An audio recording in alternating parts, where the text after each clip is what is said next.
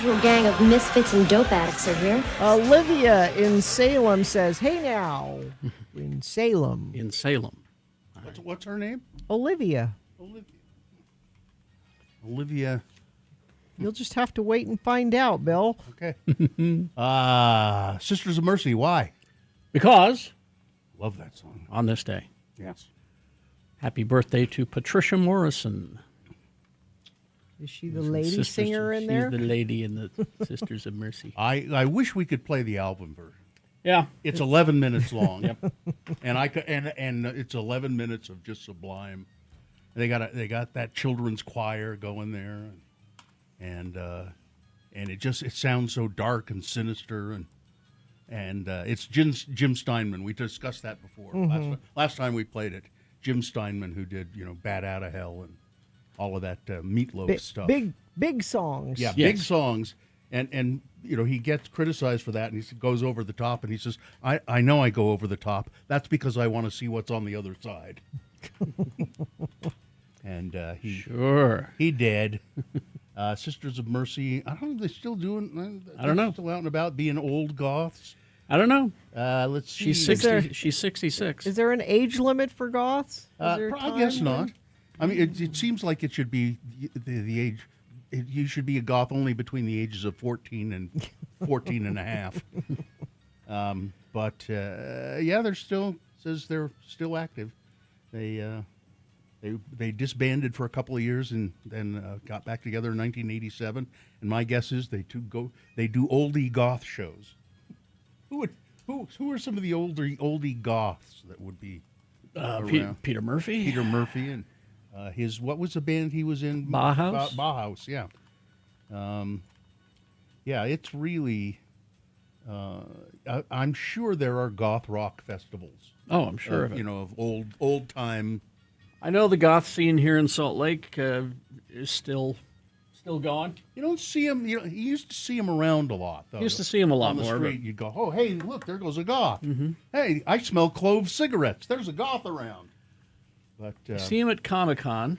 oh yeah. Yeah, they show up at Comic-Con. Let's see. I'm looking at goth And, bands. I've seen them at Disneyland. At Yeah. Is there a goth day at Disneyland? There is, actually. Isn't it too hot at Disneyland? I always feel bad for the goths and the hot weather. January. Let's see. Here's a list of goth bands. Most of them you've not heard of, probably. Alien Sex Fiend. Yes, heard of You them. heard of them? I'm trying to pick ones that you might have heard of. There's Bauhaus. There's Buck Tuck. Don't know that one. Cemetery Skyline. Here's a good one. Children on Stun. On Stun? Yeah, STUN. As in phasers on Stun. The Cure. Yeah. The Cult. Demetra says that there's a goth convention in May. Where would that be? I don't know. Let's see. How do you know that, Demetra? She used to be a part of the goth scene. I think she still is. I just Googled goth conventions near me. And Lots of goths in the haunting actors. Oh, there's- goths there. Dead Can Dance. There's another one you'll recognize. March 14th at the Salt Palace. Yeah. Really? Huh. Does it? What does it say they're doing? Yeah. Is there a list of panels? This is for goth events near Salt Lake City. Check out monthly nights like Love Like Blood at the Beehive. I know Area 51 still does say goth nights. Joy Division, Killing Joke. The Gothic Market is happening in May, or SLC Goth Prom. There's a lot going on. Goth Prom. Goth prom. I like that. We played a lot of goth bands. I think. Do you remember a band called Miranda Sex Garden? No. I do. I forget I think we played a song by them. I remember queuing that up after a Boris Gurbenchev goth. Let's see. There are so many here. That's Sisters of Mercy. There's hundreds of goth bands listed here, and I guess these are bands that have had some recording or Shriekback. Maybe, yeah. Yeah, I guess so. Yeah, they probably fit in that category. So there you go. Remember, kids, if you're ever lost somewhere, look for a goth. They will help you. They'll be nice. Yes. That's actually true. It is true. Any Goths I had any dealings with were always very pleasant, very nice. I tell my nieces, if you get lost, look for a goth. They'll be nice. And then they say, Uncle Carrie, what's a goth? So then I have to explain, and it becomes a whole thing. And, Well, they learn from you, Carrie. yeah, They learn from All you. the important things. all the important lessons. We could have played Adam Ant as an opening number because on this day in 2002, that's the day he threw a car alternator through a window at a bar because they wouldn't serve Please, Gina. him. Please, Gina. It was a pub. It was not a bar. It was a pub. It was a pub. Let's be accurate here. I believe it was in. I know it was in England, and it might have even been in London. It was in Camden Camden Town. Yeah. Oh yes. at the Prince of Wales pub. Yes. There you go. Yes. It's not a bar. It's a pub. He threw a car alternator through the window and then he threatened patrons with a starting pistol. What? I'm gonna make you run a race. Yes. Ready, go. Line up. Adam Ant. Did he die? No, he's fine. He's just fine. Okay. I mean, I don't know if he's fine. He's alive. He might not be fine. Yeah. He did some acting. I remember he was on Northern Exposure for like a 3 or 4 episode arc. And I don't remember what his character was supposed to. I think it was supposed to be an obnoxious rock star who'd gotten stranded in. So not In so Alaska. far So off. No acting involved. Not much, yeah. Not much. All right. Well, there we go. Is that it? Say that's. This has been Farting Around with Carrie, Bill, and Gina on X96, Radio from Hell. Okay, then. We will take a break right now and then come back, and you can check in with us if you'd like to. 877-602-9696 is the number to check in with the Radio from Hell show. We like to hear from you in the morning, so let yourself be heard from. 877-602-9696, or you can text us 33986.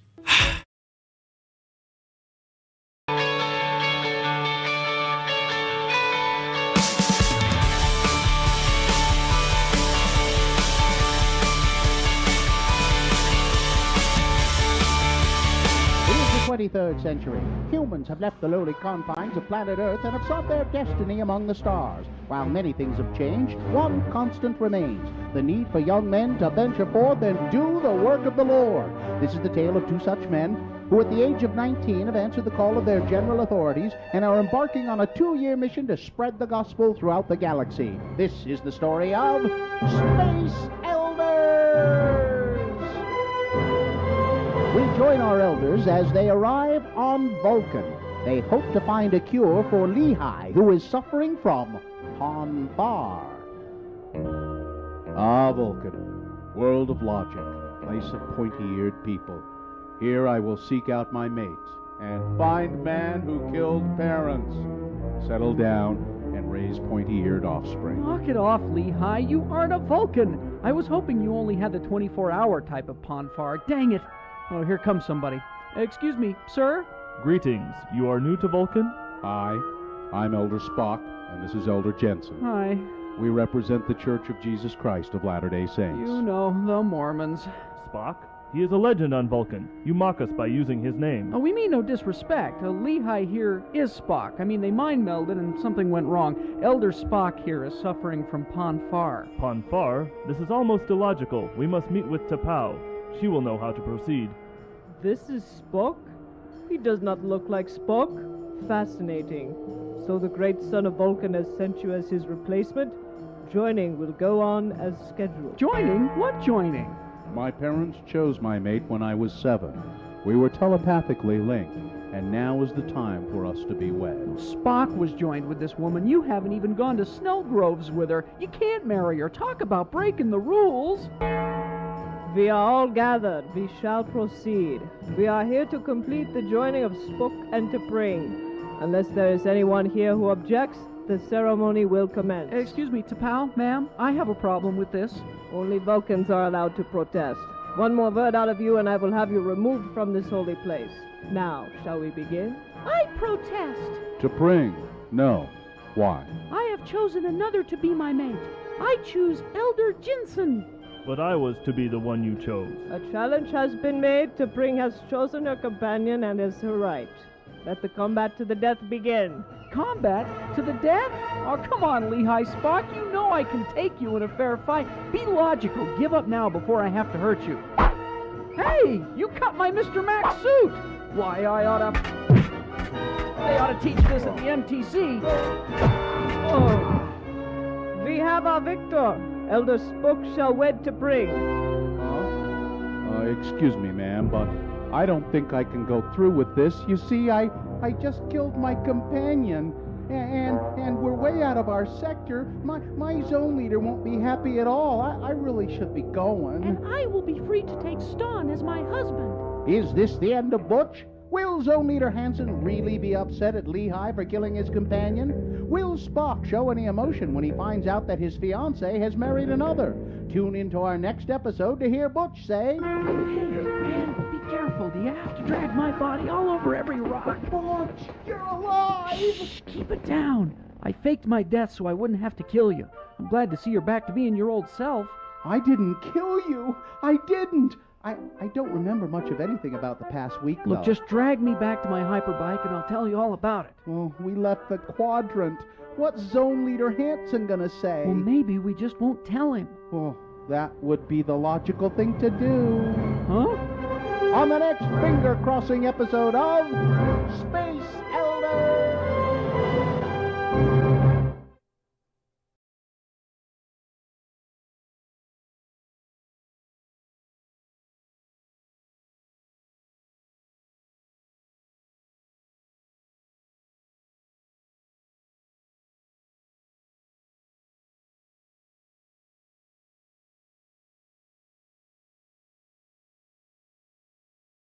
All right, 6:19. Let's get this over with. Yeah, I'm for that. We will start the show officially here, and then we'll go to your check-ins if you want to do it. 877-602-9696 is the number to call. Check in with us. You can also text us. That's 33986. And should we put something here as a sponsor? Butter Rum Lifesavers. They're delicious. Okay. The moon is a waxing moon, a little tiny crescent. It's just 10.1% of full. The moon will set today at 9:22 p.m. Today being Thursday. It's the 5th day of January in the year of our Lord Jesus Christ, 2026. It's National Bagel Day. Bagel Day. Let's all pay homage to this dense and delectable bread. Do you know anybody who pronounces it bagel? No. I knew. We should I cut unfriend those people. Yeah, I cut those people out of my life. I really was just so irritated with that person. He called them bagels. Let's get some bagels. National Fresh Squeezed Juice Day. National Strawberry Ice Cream Day. Really good strawberry ice cream is really good. Yes. And it's National Hat Day, Carrie. Oh, well. I'm wearing a hat today. And hey now, it's an all-new edition of the show for people who feel like hell in the morning. The show that'll bring this corrosion to you. It's Radio from Hell, starring the Lords of Morning Radio. It's Kerry Jackson, celebrating National Hat Day every day. I'm Bill Allred, usually hatless. Gina Barberi over there. Hi, Gina. Hi. Gina is a Lord of Morning Radio. Katie for short is our fine producer in the booth behind me.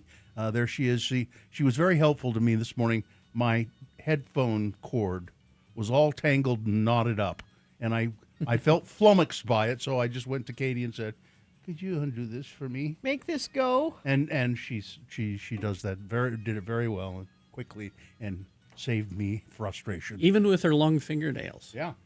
There's Dawson. He's there helping out as well. Hi, Dawson. And the dog Vax is already resting there. There we go. And probably Hudson is lurking in the back. He is. All right. And now we go to your check-ins, 877-602-9696. Hello? The phones are back to dropping people again. Oh, so boy. if you call in and you get hung up on, call right back. 877-602-9696. Let's see. Sing This Corrosion to Me, Mercy, Dr. Mike. Hey now. Hey now. All right. Hey now. Let's see. Other people checking in via text 33986. Sketchy Blake of Ogden checking in. My puppy goes in for leg surgery today, and I'm still in California. Oh. What are you doing in California, Blake? I just saw Sisters of Mercy last year in Salt Lake. That's right. I remember that. Don't they claim that they are not goth? Well, I'm sorry. That ship has sailed. You can say you're not all you'd like. But Sheet Metal Sean Cap checking in from the lamest of Roys. Hail Satan. Really old lady goths are cool. I want to meet one. John the Liberal in a literal coal mine checking in. Lars in Flagstaff checking in while enjoying some Mill Creek coffee Peru blend in my black Radio from Hell coffee mug. I believe that's probably Prue blend. Yeah. I got Kenya. Let's see. Yes, I can. Some more traffic for you. Jamaica John checking in. Goth broth sounds delightful. Let's see. I have several goth friends here in Utah. Typical music catalog aligns with the emo scene of the mid-2000s. My Chemical Romance, Fall Out Boy, Green Day, etc. Mike in Nashville checking in. Ty the Snowcat guy also has some traffic for you. Yes. Great. Now I'm on a deep dive into my favorite goth bands, all while wearing bright colors and smiling. Ed's friend Andy. Jello Salad Annie says, good morning. Always still listen every morning when I'm getting ready. Great farting around. Thank you. Ron the Carpenter is on board. Johnny B checking in while listening while getting ready to do the voodoo dance around my car in hopes of passing this year's emissions test for registration. I got to tell you a story real quick about that. Because I have my Mini, and it needed emissions. It's been in storage, hasn't it? Yeah, it's just parked. I got it covered up out back. So I started it up and let it run and everything. And I took it to this emissions place. That's all they do is emissions. It's this family-run business. I go there every year. They take care of everything. You just drive up. They have all the info. They put the sticker on for you. They take care of everything. And he says, "You like this car, do you?" I said, "Oh, it's wonderful. It's fun to drive." Yeah. But I'm thinking of selling it. He goes, "Oh, why's that?" And I said, "Well, we're converting to all electric." That's when I realized, oh no, this is like someone saying to their business. This is like someone saying to me, "I used to listen to your show." That's exactly what it's like. That's exactly what it is. And I didn't until after I said that. Did he react to that at all? Not at all. He was a good sport about it. But anyway. Johnny B checking in. Let's see. Oh, I saw Adam Ant in concert a couple of years ago. Had close to front row seats for my birthday. He played the Eccles Center. Security Jake checking in from Layton. We all went through the goth phase. LOL. Dirty Cliff checking in. Totally blind FOP Tony. I'm just sitting here enjoying my coffee and reading my Brilliant B140X. I just got back yesterday from having minor repairs. Mermaid Angie checking in. Old goth thrilled that I share my birthday with Patricia Morrison. Oh, like to meet you at Bandaloops later on. Yes, we'll buy some single cigarettes and have a coffee. A. Arlo Gumby checking in. Weber State Professor Jake checking in. Most of what I know about goth I learned from the goth kids on South Park. thought they're funny. Yeah. Ella the Nanny checking in. Mikel of Reno. Daryl the HVAC guy checking in from Taylorsville. Tristan from the most west of Jordans checking in. Let's see. The worst part about being a diabetic is that I can't have a bagel on National Bagel Day because it spikes my blood sugar. Anna and Isaac were married bus drivers, and we listen to y'all every morning. Married bus drivers. Oh, wow. That's a TV show, isn't it? Should be. Mr. G-Man here and present. Sid says, I'm going to squeeze your juice if you're not careful. Hey. I don't know. Woodworker Willie, bus driver Troy, Tim the Tree Guy, Right Wing Wade has some traffic for you. Metal Shop Mark, not a goth, but loves Sisters of Mercy. Ben, a Syracuse-based chaos goblin, checking in. Ben doesn't exactly shout chaos goblin. No. To me. The name You know, Ben, the name you should Ben. change your I'm name. a chaos goblin. I'm Ben. Ben. Yeah. Let's see, your friendly neighborhood Lyft driver Brittany checking in. Make today the best you can. Tip your driver, unless you're Kiefer Sutherland. Cindy of Sunset checking in. Brrr. Okay. When lady goths mature, they may embrace their elder bat era. Okay. Chantel from South Ogden, David Westbrook. Bill said today was the 5th. It's the 15th. Did I say that? If you did, I Excuse didn't me. catch you. You saw a 5 and went with it. Yep. Bob from Layton. UTA Sean checking in from South Lake. Now I'll be listening to goth music all day. Thanks. Let's see. It's not a phase.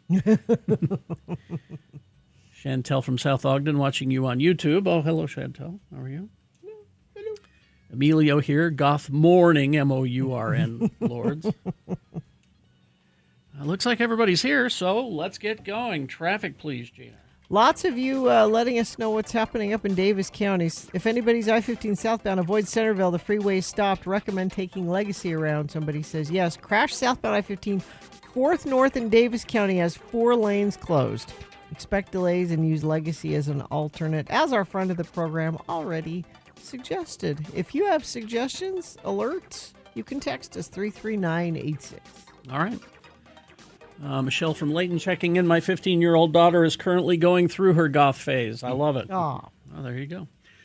We're going to have a short break, play a song for you. After that, it's Big Boy News and Opinioendo, and Frank Christ presents They're Fine, They're Just Fine, the Dead Celebrity Game, all coming up. Stand by for that. Trilogy Veterinary Clinic. Dr. Josh Davis. Who was here just yesterday. You may have heard the rerun earlier with him on it.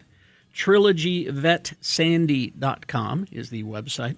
Serving Sandy, Midvale, Murray, South Jordan, West Jordan, Draper, Taylorsville, Salt Lake, at 9872 South 700 East in Sandy.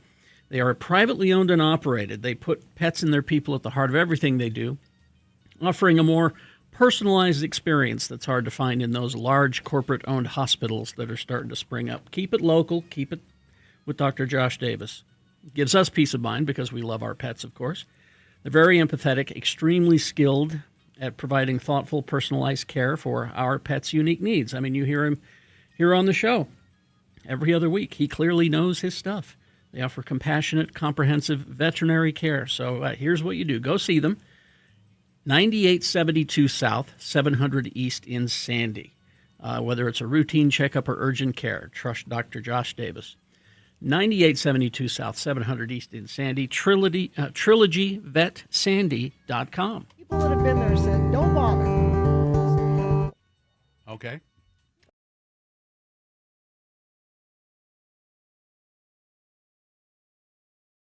I have One of those? a thing? thing. It's Radio from Hell with another list, because people love a good list. X96. Maybe you're thinking about planning your spring break trip or your summer trip. I am. I Got have any ideas? Yeah. I'm going to Puerto Vallarta. You are. Yeah. Puerto Vallarta. Good choice. Good choice. This is a list of places, famous places Okay. that people that have been there said, don't bother. So this will be helpful. Okay. Number 1, the Hollywood Walk of Fame in L.A. Why? I think it's fascinating. Is it? Yeah. Because it's not only underwhelming, but there are pushy street performers. Yes, there are. And people trying to get you to get your picture taken Yes, there are. with them. The pushy street performers are entertaining, Is that and the you don't find that and annoying? just the amazing number of stars, and it's interesting to go walking down there and say, I don't even know who that is. Oh, so that thrill of confusion is exciting. I like for it. you, right? I like Okay. it. I've enjoyed being there. All right. I wouldn't go back necessarily, but the Alamo. I've been there. There's no basement, apparently. There is not a basement. And the thing about the Alamo is it's a monument to where the Mexicans kicked our ass. Yeah. And it's very small. Yeah, they it say is. it takes, if you make that a destination, it takes you about 5 minutes to Really? walk. To walk. Remember the Alamo. I Yeah. didn't realize it was that small. It's very small, and you're like, okay. I mean, I had no plans to go there, but Miami Beach, which we've been there. to, and yes. This says it's a constant parade of ostentatious, arrogant people. Yeah. Luxury cars, Yeah. exorbitant prices, Yeah. nightclubs that you can't get into. That was the thing. You couldn't get into nightclubs. I would like to go to a drag show down there, though. Like the Birdcage? Yeah, like something like that. But I thought it was very colorful and entertaining. The Mona Lisa at the Louvre. Yeah. Everyone thinks they need to go see the Mona Lisa at the Louvre, and there's 1 million people there, and it's smaller than you would think. Yeah. I've seen the Mona Lisa twice, once at the Louvre and once at the Metropolitan Museum in New York City. And I enjoyed seeing it both times. This is going to be your attitude about all these? Well, so far. Yeah. He was mad because we didn't pick his list. No, I read through that list a little bit more. It was terrible.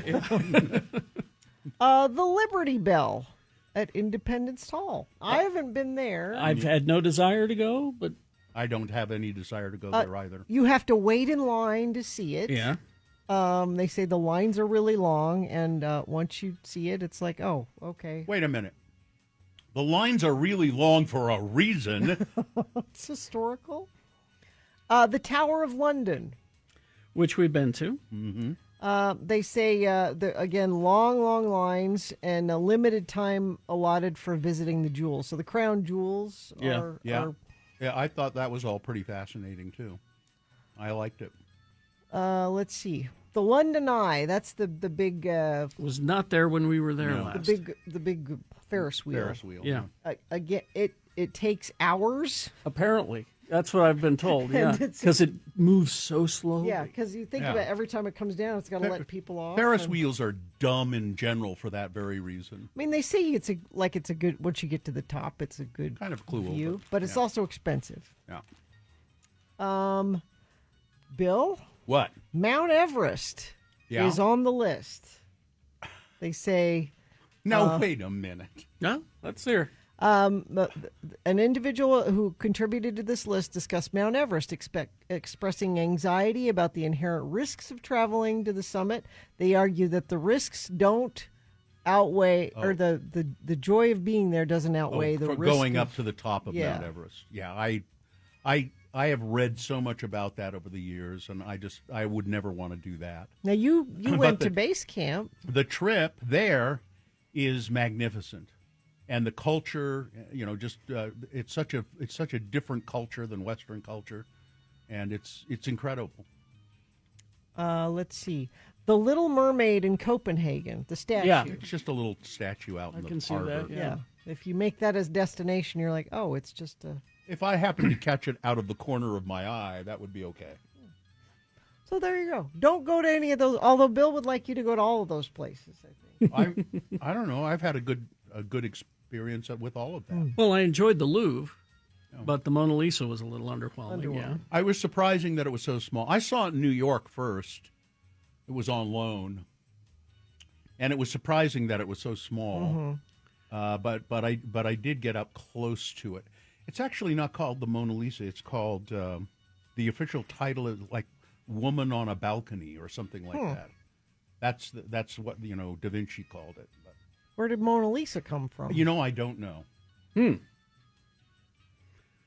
Because, I took, when we were in Paris last, I said to my wife and her brother, we got to go to the Louvre. I'm telling you guys, we got to go to the Louvre.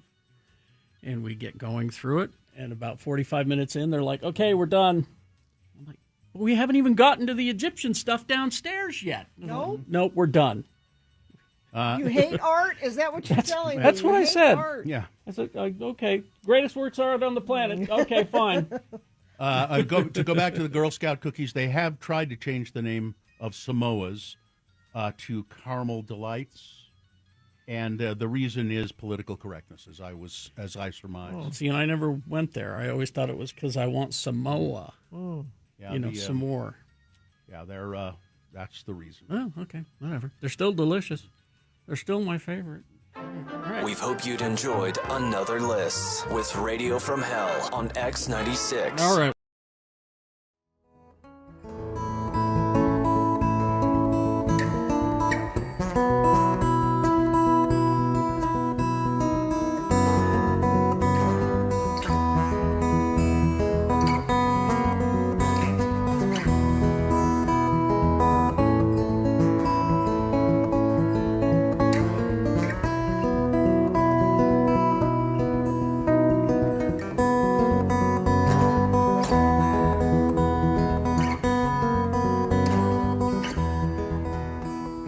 One more time.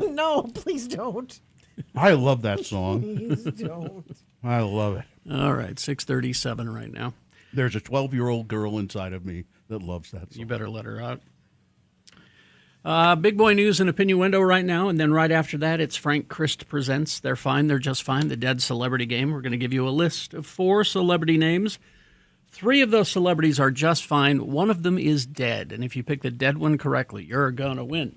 Tickets to see Five Finger Death Punch coming with Cody Jinks and Eva Underfire September 22nd at Utah First Credit Union Amphitheater. All right, Five Finger Death Punch tickets. All you got to do is play Frank Christ Presents right after this news.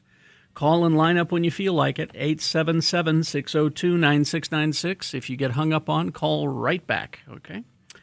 Big boy news now, brought to you by... New year, new adventures, new deals. Get up to $120 off select Bridgestone tires or up to $110 off select Firestone tires through January 31st at Burt Brothers Auto Care Done Better. And remember, the views expressed on X96's Radio from Hell show do not necessarily reflect the opinions of Broadway Media, its management, owners, or advertisers. This program is intended for mature audiences. Parental discretion is advised.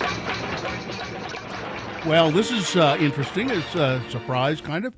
Zoe Saldana has officially become the highest-grossing actor of all time. Now, that's not the highest paid actor. At the worldwide box office, her films collectively earning $15.47 billion. The Oscar-winning actress surpassed Scarlett Johansson, who previously held that record at $15.40 billion.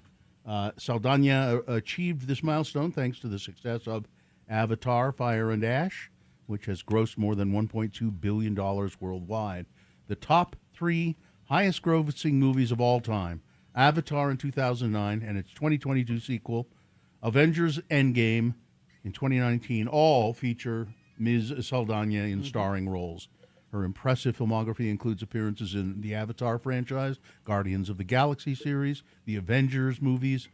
This achievement solidifies Saldana's position as one of Hollywood's most bankable stars, having appeared in multiple billion-dollar franchises that have captivated audiences worldwide. and Star Trek. Yeah, that's right. Let's see now. Several Republican lawmakers have defended Utah State Representative Trevor Lee in a series of emails after a constituent wrote to them asking that the legislature censure the Layton Republican for comments he made online. Last week, Lee responded to a campaign video from Democrat Liban Mohammed, who's running in Utah's newly drawn 1st Congressional District. Mr. Mohammed was born in Utah to Somali immigrant parents. Yeah. In a post on X, Lee wrote, in part, quote, "This is what happens when past policies to incentivize. This is what happens when past policies to incentivize foreigners and not protect your culture can run unchecked." What? Your culture. Tweet, tweet. Yeah. He white. says, Say white. He says this is so there is something horrible about this American citizen of Somali ancestry running for an office in Utah. There's something really bad about that. He's not white. Muhammad's video has also received a slew of racist responses online, What a surprise. which drew condemnation from Democrats in Utah. After KSL reported on the video and the ensuing comments, a constituent sent a group email on January 7th to all 104 members of the Utah legislature asking them to condemn Mr. Lee, along with a link to the KSL story. The constituent, Chad Iverson of Salt Lake County, also included 2 KSL reporters in the email chain. Iverson asked that lawmakers censure Lee, as they did in 2024 to former Utah State School Board member Natalie Klein for using social media to bully a child. Quote, "Do the right thing," Mr. Iverson wrote. "Stand up against Trevor's ugly, vile bigotry and racism." Well, over the next several days, a handful of Republican lawmakers responded to Iverson by replying to all original recipients of the email to defend Lee. In what way could you possibly defend that? Well, here, Senator Darren Owens, Republican of Fountain Green, responded to Iverson, saying he doesn't follow social media sites for reasons like this. That's his. That's not a defense. What exactly is Trevor saying that indicates he should be censured? The senator asked. Now, here's where he gets into it. Okay. What are the words he used that showed blatant racism and bigotry? You are calling all of us to action, but I need to see some concrete evidence that Trevor severely crossed the line. Please help me with what you have witnessed. I don't think there's any doubt. There is no doubt. Great job. What Mr. Lee is trying to intimate. Can you interpret that? Exactly. Representative Troy Shelley, Republican of Ephraim, responded, but seemed confused about Iverson's reasons for writing, referring several times to Mr. Lee's bill. The KSL article about the Muhammad campaign video and Iverson's email about it don't make any mention of any bill or legislation. Quote, silencing the voice of a representative because a person does not agree with their viewpoint is common practice in third world countries, Mr. Shelley wrote. That doesn't even make any sense. Representative Nicholson Peck, Republican Tooele, chimed in, writing that Representative Lee, quote, tells his true thoughts instead of hiding behind the fear of displeasing someone. Oh, so he's saying he is a racist, he is and a racist. He's not afraid to say it. Okay, there you go. That is a powerful characteristic of an elected leader, Peck wrote. Great job. Even if I don't agree with someone, I'm always glad when they're honest enough to share their real thoughts. Senator John Johnson, Republican of North Ogden, told Mr. Iverson he takes, quote, allegations of racism and bigotry seriously, but that legislative censure would require clear evidence of ethics violations or misconduct. I would like to know from any of these people, how would you describe what he is saying? Yeah, if it's not that, yeah, what is he saying? what is he saying? Mm-hmm. I mean, the kid grew up in Riverdale. They'll talk. They'll just talk around it. They'll will talk around it and try to pretend that it's not there. What culture are you talking about? White culture. It's just. Let's see. Democrats, lawmakers on Capitol Hill, in the nation's capital, are moving to impeach Homeland Security Secretary Kristi Noem. Good. Following the fatal shooting of U.S. citizen Renee Good by an ICE agent in Minneapolis. U.S. Representative Robin Kelly, Democrat of Illinois, formally introduced 3 articles of impeachment against Noem on Wednesday, alleging she had obstructed congressional oversight and withheld approved funds, violated public trust, and abused her office for personal gain. So far, more than 5 dozen lawmakers have reportedly signaled support for the impeachment resolution. However, it is not likely to advance in the Republican-controlled Congress. Secretary Noem is an incompetent leader, a disgrace to our democracy, and I am impeaching her for obstruction of justice, violation of public trust, and self-dealing, Ms. Kelly said in a statement. Secretary Noem wreaked havoc in the Chicagoland area, and now her rogue ICE agents have unleashed that same destruction in Minneapolis, fatally shooting Renee Nicole Good. War Powers resolution was introduced into the Senate. Senate Republicans voted to dismiss the War Powers resolution that would have limited Donald Trump's ability to conduct further attacks on Venezuela after 2 Republican senators reversed course on supporting the legislation. Trump put intense pressure on 5 Republican senators who had joined with Democrats to advance the resolution last week and ultimately prevailed in heading off passage of the legislation. 2 of the Republicans, Josh Hawley of Missouri and Todd Young of Indiana, flipped under the pressure. Vice President J.D. Vance had to go to the Senate and break a 50-50 deadlock on a Republican motion to dismiss the bill.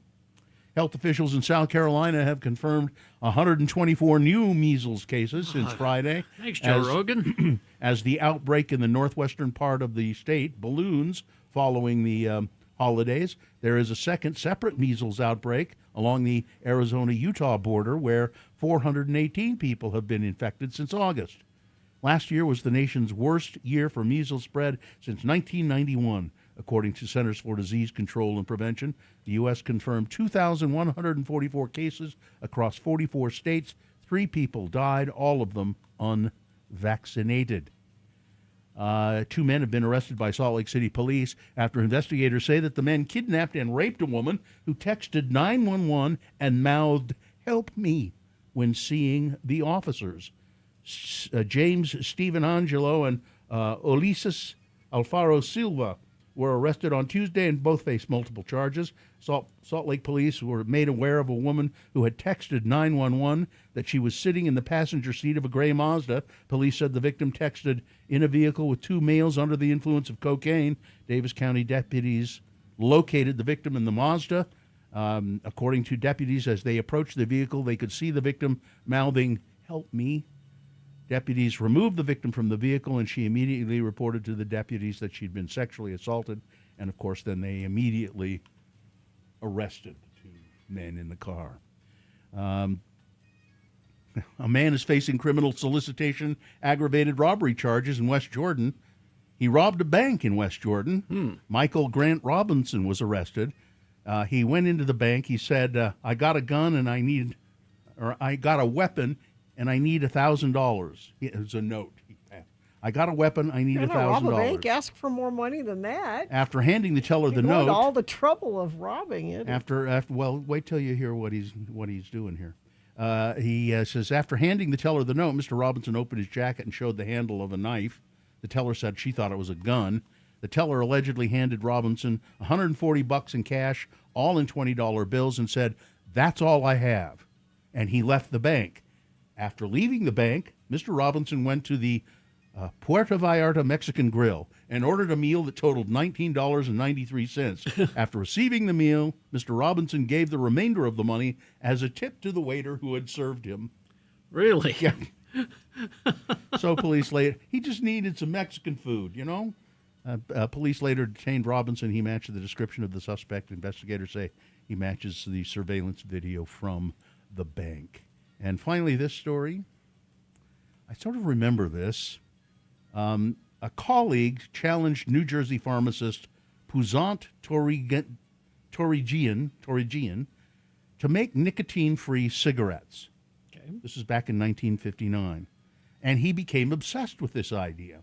Over the following years, he tested over 200 plants: kale, grape leaves, cabbage, spinach, carrot tops, peanut plants, rhubarb, sunflower, even tomato leaves, before settling on the winner, lettuce. When properly cured, it burned like tobacco, but it contained no nicotine and produced lower tar, according to Atlas Obscura. Okay. By 1965, and this is where I remember this, Mr. Torrigan was producing 90,000 packages of Bravo smokes a month at a factory in Hereford, Texas. Okay. So these were lettuce cigarettes, and I remember hearing about them, and I think I even saw some at one point. The lettuce, both romaine and iceberg, was cured with natural enzymes, pressed into sheets, shredded, rolled just like regular cigarettes. But Mr. Torrigan was not trying to give people a safer way to smoke forever. He was convinced that inhaling any burning plant was dangerous. Yeah. He finally decided that. And Bravo was designated as a cessation tool. So it's still not healthy to be inhaling this stuff, but it's better than the nicotine in regular cigarettes. What and if tobacco. you dip them in ranch dressing? Well, then they won't burn, Gene. Oh. That's the Hard to- problem. yeah. Well, here's what you could dip them in ranch dressing and then dry them under a sun lamp. Yeah, there you go. Flavor them up. So you smoke lettuce instead of tobacco until you don't need to do either thing, he said. The name came from his wife, Joanne. When he told her about the project, she exclaimed, "Bravo, bravo!" And he said, "Well, that's what I'm going to call these There cigarettes." you go. The company folded in 1972 due to a falling out among investors, but not for lack of demand. Apparently, people were still buying them. Torrigan relaunched it in the late 90s, still chasing the dream. He died in late 2021 at the age of 99, having spent more than 40 years trying to help people quit smoking by smoking lettuce cigarettes. All right. Sports, weather, traffic. Utah Jazz lost, not embarrassingly so, though, to the Chicago Bulls, 128-126. They play the Dallas Mavericks today at 6:30. Utah Mammoth home tonight to the Dallas Stars. Tusks will be up at 7 p.m. College basketball, the 11th ranked BYU Cougs beat the TCU Horned Frogs 76-70. The Cougs. Utah Utes lost to number 15 ranked Texas Tech 88-74. And Utah State, they're going to go up in the rankings this week, I bet, because they've only lost one game. They beat the Nevada Wolfpack 71-62. They're 15-1. So nice job, Aggies. Weather. The air quality is horrible. Avoid doing stuff outside if you can. Trip chain if you can. If you have an electric car, maybe you run the errands today. Yeah. 44 for a high, overnight low 27. Next chance maybe to blow some of this out will be Saturday. Not going to be a storm or anything, just enough air moving around that things should be a little bit better. Traffic, there's 2 lanes blocked southbound I-15 4th North and West Bountiful due to an earlier crash. Expect 20-plus minute delays. Use Legacy as an alternate. It's the only issue UDOT's reporting right now, and Infiniteam, you're only reporting that same incident. So that's all we've got. If you see something, say something, let us know. 33986. It's Frank Christ, ladies and gentlemen. Oh, hello, everyone. Here in the studio. How are you feeling? I'm fine. I am just fine. Oh, Frank. good to hear. And Adam Ant's fine, too. Did you go check on him real quick? I'm constantly checking on Adam Ant. Frank Christ is here. He is the reaper of celebrity souls. That's his curse because he loves those celebrities. Everything they say and do is right. I know. We all want to be just like them. I sure do. They're our precious, precious celebrities. They More are. precious than gold. They are. When a celebrity dies, Frank has to go to the scene, and if indeed the celebrity is dead, not just playing possum, because a lot of them are actors and They're they're very really good. Yeah, Oh. very good. Very good. Have at you it. ever been fooled, Frank? It's a long One time. long One story. One time, long time ago. Okay. Hugh Downs. Well, it was I could have Downs. swore he was. Well, he seemed dead on TV for That's many what, years. That's what I coined the term Hugh Downs syndrome. It's Frank is as you would expect a reaper to be. He's a skeleton. He wears the robe of a Grim Reaper. He carries a scythe. The only difference is most Grim Reapers ride horses. yes, But Frank, he has an electric scooter. 0 emissions. That's good. Unlike that horse. And he wears a helmet because he's a good citizen.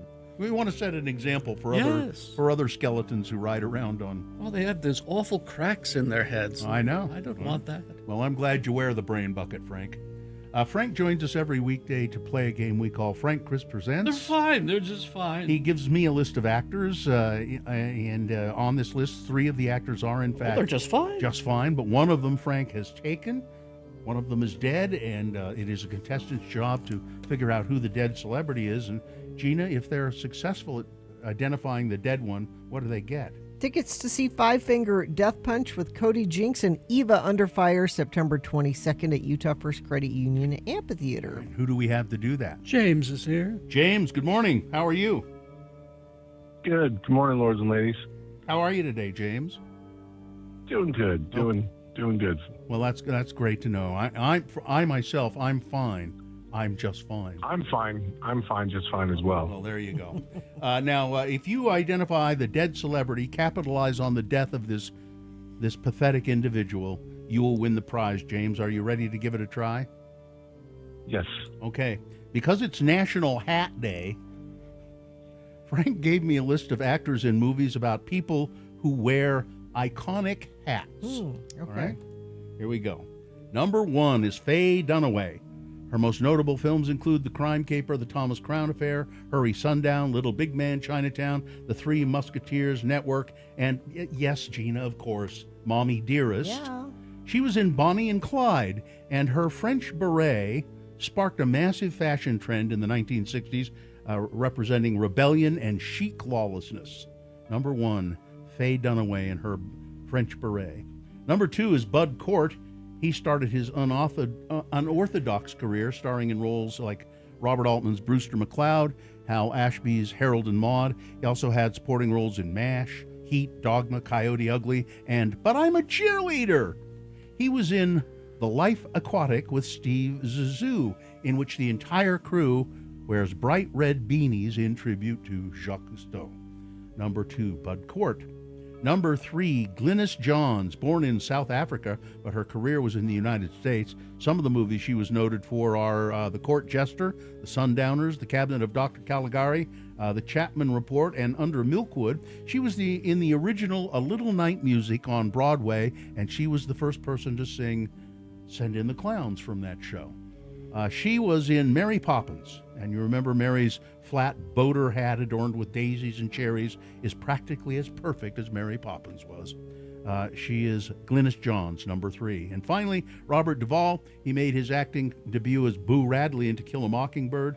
Other early roles were Bullitt, True Grit, MASH. He won the Academy Award for Best Actor for Tender Mercies, and he was in The Conversation Network and Days of Thunder. He was also Tom Hagen in The Godfather, where Michael Corleone's transition into power is visually marked by his shift toward formal Homburg hats and fedoras. Number 4, Robert Duvall. There you go. 4 actors, one of them dead. Which one is gone, James? Would it be Glynis Johns? Yes, it would be. Glynis Johns. Known for, if you ever saw her, she had this really unique voice, very kind of smoky. And she died just in 2024. She was 100 years old. There you go, James. You've capitalized on Glynis Johns' death. Congratulations. Thank you. You're welcome. Hang on the line, James, and Katie will tell you how you can get your 5-finger death punch tickets. Well, Bill, I've got to go check on Charo today. Charo Coochie? 75. I think she's actually older than that, but She's lying about her I age. think Bill? Charo would lie about her age? I think so. Well, I better get to the bottom of this. I think so. Goodbye, everybody. Goodbye. Bye. A disabled vehicle southbound I-15 University Parkway in Orem. The exit center lane blocked there. Crash northbound I-215 westbound I-80. Exit ramp blocked there as well. This incident up in West Bountiful, 2 lanes blocked southbound I-15 at 4th North. And now folks are saying Legacy Parkway is also busy because that's where everyone is headed to try to get around it. So you're going to have issues there as well. Are you having issues? Text us 33986 now through January 25th. Buy a set of 4 select tires from Big O Tires. Get free pizza products from Papa Murphy's Pizza for a year. Big O Tires, the team you trust. All right, we're going to take a short break. We'll be back with some geek news for you. We got Boner of the Day coming up. Victoria will be here with her Real Housewives update on the way. Stand by for the big reunion show. Oh, it was, wasn't it? That's right. All right, KXRK Provo. It's a new year. Daxeldan, our radio pup, finally has a sponsor. It's Zero Res, and this time of year brings a lot of dirt and things through your house, damaging your carpets. Vax says book your carpet cleaning appointment today. Not only do you get the 4th room free, but your animals will thank you with extra love. Go to zerores.com today.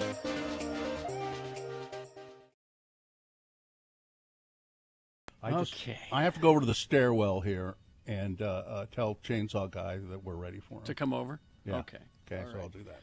So this is usually it's a best question of the week, but this week it's Chainsaw Guy is going to be answering questions from you, our listeners. So Katie has some emailed with Chainsaw Guy. Are you there?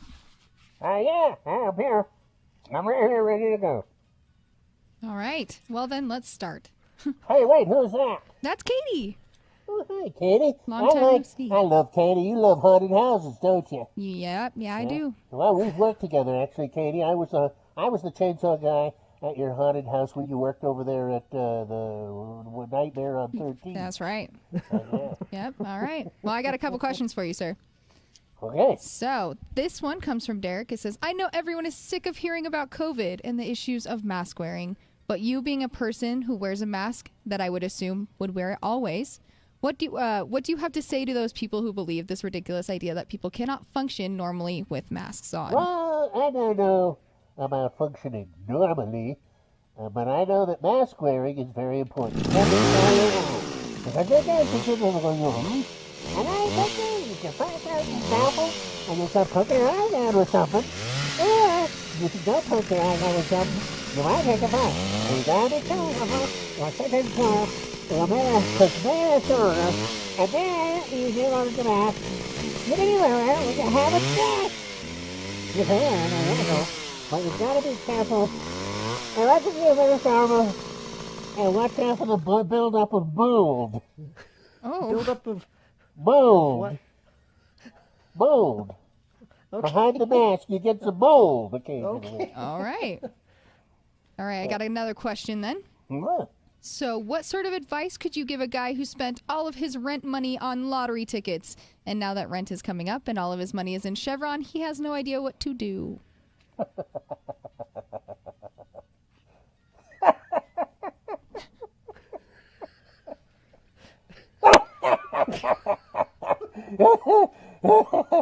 Tough. Next question. Next question. Next. Well, have anything to say about that? Come on. You don't have anything to say about No, that? no. No. That's it? You got to build up a bold. All right, final question, sir. Okay, I'm ready. Wait a minute. Do you have a favorite chili recipe? Do I ever? I'm telling you, what you do is you take your cans home and you get your can of pickle. And then lay up on them and tilt and turn and turn. And then you take your cake off and and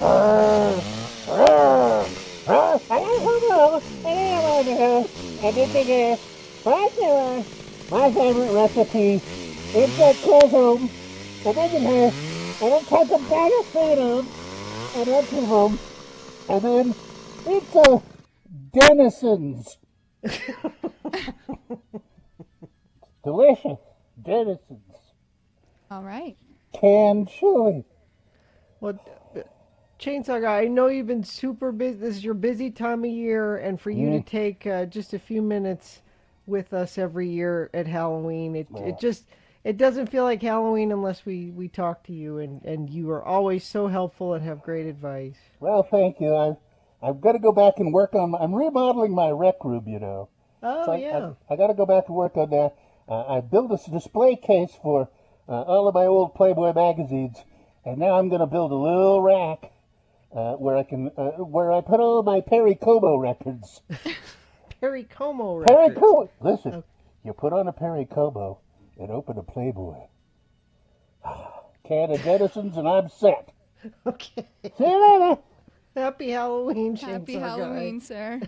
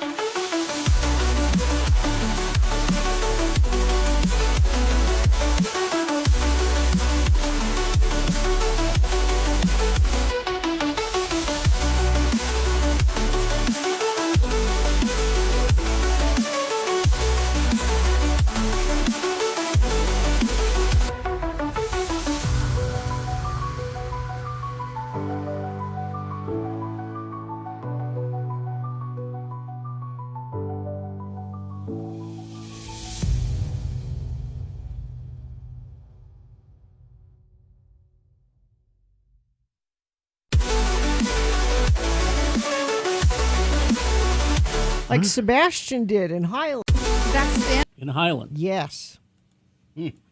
Just saying, hey from Highland. Okay. I know where you're going. You don't know. I do. If music be the food of love, play on. Okay. All right, let's see. We got some geek news here. Brought to you by Cabin Fever, locally owned and operated since 1982, located in the heart of Charlie Square. It's Cabin Fever, so much more than a card store. Dave's in his new location in Trolley Square. Bigger space. Still in Trolley Square, just a different space.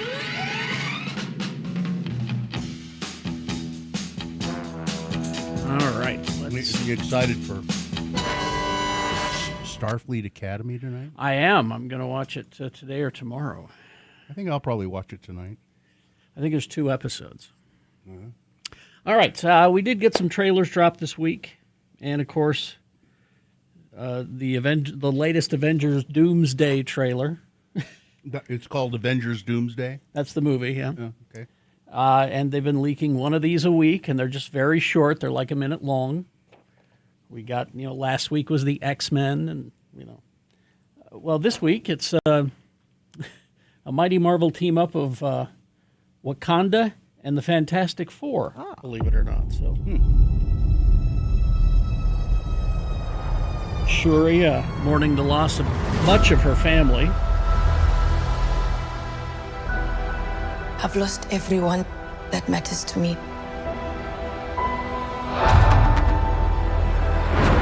And there's Namor. The king has his duties. Waiting for things to go Prepare our bump. people for the afterlife. Glad they brought him back, by the way. I have mine. There's M'Baku and Shuri. King M'Baku of Wakanda. Ben, Yancey Street, between Broome and Grand. Yeah. So the Fantastic Four has made it to the MCU. And it's a Mighty Marvel team-up coming up December 18th. This is the fourth one of these to drop. I was kind of hoping that they would just drop one of these like every week until December, but No? I guess not. I guess No. I guess they're out of them for now. But you can see these on the big screen if you go see Avatar: Fire and Ash. They play some of these on the big screen before the movie starts because yes, Disney owns Avatar now. Oh, yeah. But December 18th. So go and watch it. It's kind of fun. Another little trailer that we got, and this was a surprise, this show, a surprise that it was so good, and that is Monarch. Oh, yeah. Legacy of the Monsters. Coming back in February, at the end of February on Apple TV. We got a quick teaser trailer for Season 2. Kurt Russell. The world has changed. Something's happening. Ed, I hope you're paying attention. This is not Kong. And it's not Godzilla. This is something bigger. What? Yeah. Bigger than Godzilla. Bigger than Kong? Yep. He opened the rift to another world. We made a mistake. It's Titan X.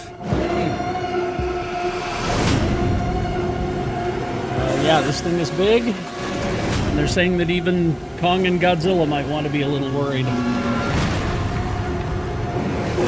Now, Kong was not in Monarch Season 1. He's new here, so... So, what's next? Consequences. So, February 27th is when this rolls out. 10-episode season 2. Ed, if you're not watching this, I'm disappointed in you. All right. And then we got another look at, they've been struggling to try to figure out how to do the Universal Monsters, the classic Universal I don't know Monsters. why this should be easy. You'd think it would be easy. Well, yeah. I think they may have cracked the code here. Because what you're getting is that they handed it over, the rights to the Universal Monsters, to James Wan and Jason Blum from Blumhouse. Okay. And they said, good. "What do you got?" And they said, "Here's what we got." Okay. So here's the first rollout. It's called Lee Cronin's The Mummy. Okay. Now, despite Who's rumors, Lee Cronin? I know that name. he's a writer and director. Okay. Despite the rumors that the upcoming horror film he did, Evil Dead Rise, did you see that? Yeah. That was really good. Changing its name due to a rival remake, the first trailer is here to dispel that because it doesn't look anything like a monster movie. Well, and wasn't that Tom Cruise mummy supposed to be? It was supposed to be part of it, and that failed, so they handed it over. So here we go. Now, the film follows a family who thinks their daughter disappeared until she mysteriously reappears 8 years later. What happened to Katie, they all wonder. Well, it's got something to do with mummification, I think.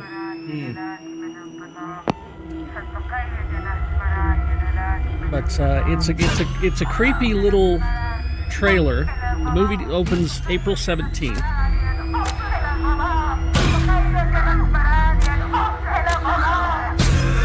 scary. Yeah. But yeah, it's go watch this when you're at work today because it's darn right creepy. Yeah, I'm looking at it right now. Yeah, It's very creepy. Because there's like a mummified little girl and bugs crawling out of her mouth, and then she wakes up. You know, I mean, it's some scary stuff. So there you go. And finally, this is something that I've been saying since they opened Star Wars Land in Disneyland. Okay. Now, for theme park fans, this is a big deal. Very early criticisms of Galaxy's Edge was that it was set very specifically between the events of Star Wars The Last Jedi and Star Wars The Rise of Skywalker. That's because that's where the movies were in the summer of 2019 when the theme park land opened. The aim was that you yourself could feel you were part of a living story, rising with the Resistance, fighting with the First Order, and all that. I said from day one, this is limiting. Yeah. They finally realized that, and now they're changing Star Wars Land to be multiple timelines.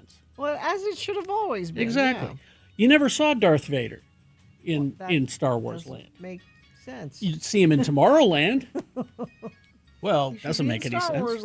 You have to hire another actor. Yeah.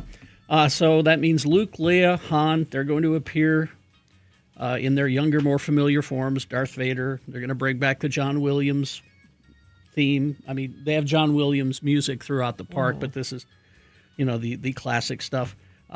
The Droid Depot, Savi's workshop. They're going to alter. A new droid family will take over the droid shop. Luke Skywalker will help you build your lightsaber. I mean, how cool is that? That's good. So there you go. They're finally waking up and realizing. Now that's just in Anaheim. They're not doing that in Florida yet. So yeah, we'll let you know.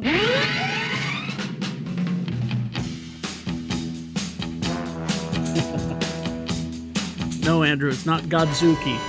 It's Titan X. All right, just so you know. Crash northbound Main Street, 4th North in Tooele. The right lane blocked there. Crash US 89 in Fruit Heights, milepost 399. Looks like that earlier Bountiful accident is better. Are you there? Is it better? Let us know. Just like somebody said that accident, University Orem accident, no longer there. Thank you. That's helpful when you alert us to things being cleaned up. Thank you for that. All right. Here are the boner candidates you're going to be voting for in just a couple of minutes. Boner candidate number 1.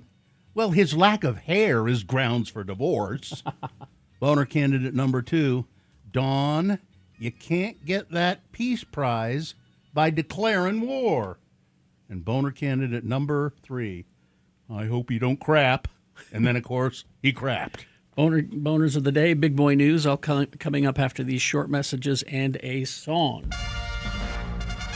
It's that time again. We're bribing you to listen to X96. You could win $1,000. Tune in every weekday now through February 13th, 7:15, 10:15, 1:15, and 5:15 for the keywords. Text these magical words to 508-777-1000 and you will be entered to win. Every keyword means another chance to win $1,000. Get all the information at x96.com. The keyword for this hour is jewelry. Jewelry, Jewelry, jewelry. Text that to 508-777-1000 now to win. Thank you. Ivory Homes. You want to win tickets to the big game? You can. You know that big game. Yeah, that big game. 2 tickets to the big game, Sunday, February 8th in Santa Clara, California. You get a 2-night stay thrown in with this, a hotel 2-night stay, and a $2,000 gift card for travel expenses. How do you do that? Well, Ivory Homes is giving you this opportunity. Register at ivoryhomes.com/super. Then, like this weekend, I'm going to be at the Ivory Homes Holbrook Estates in Lehigh from 11 a.m. to 2 p.m. You go there, and they'll have a QR code there at the model home. You scan that. You can do it at any Ivory model home, and the more times you do scan that code, the more times you're entered in the contest to win 2 tickets to the big game. Winner will be selected from all entries and notified on January 31st. And Ivory Homes is making a great time to move into your first home, move into your the neighborhood you've always dreamed of. A 30-year fixed rates as low as 4.99%. ivoryhomes.com/super. of...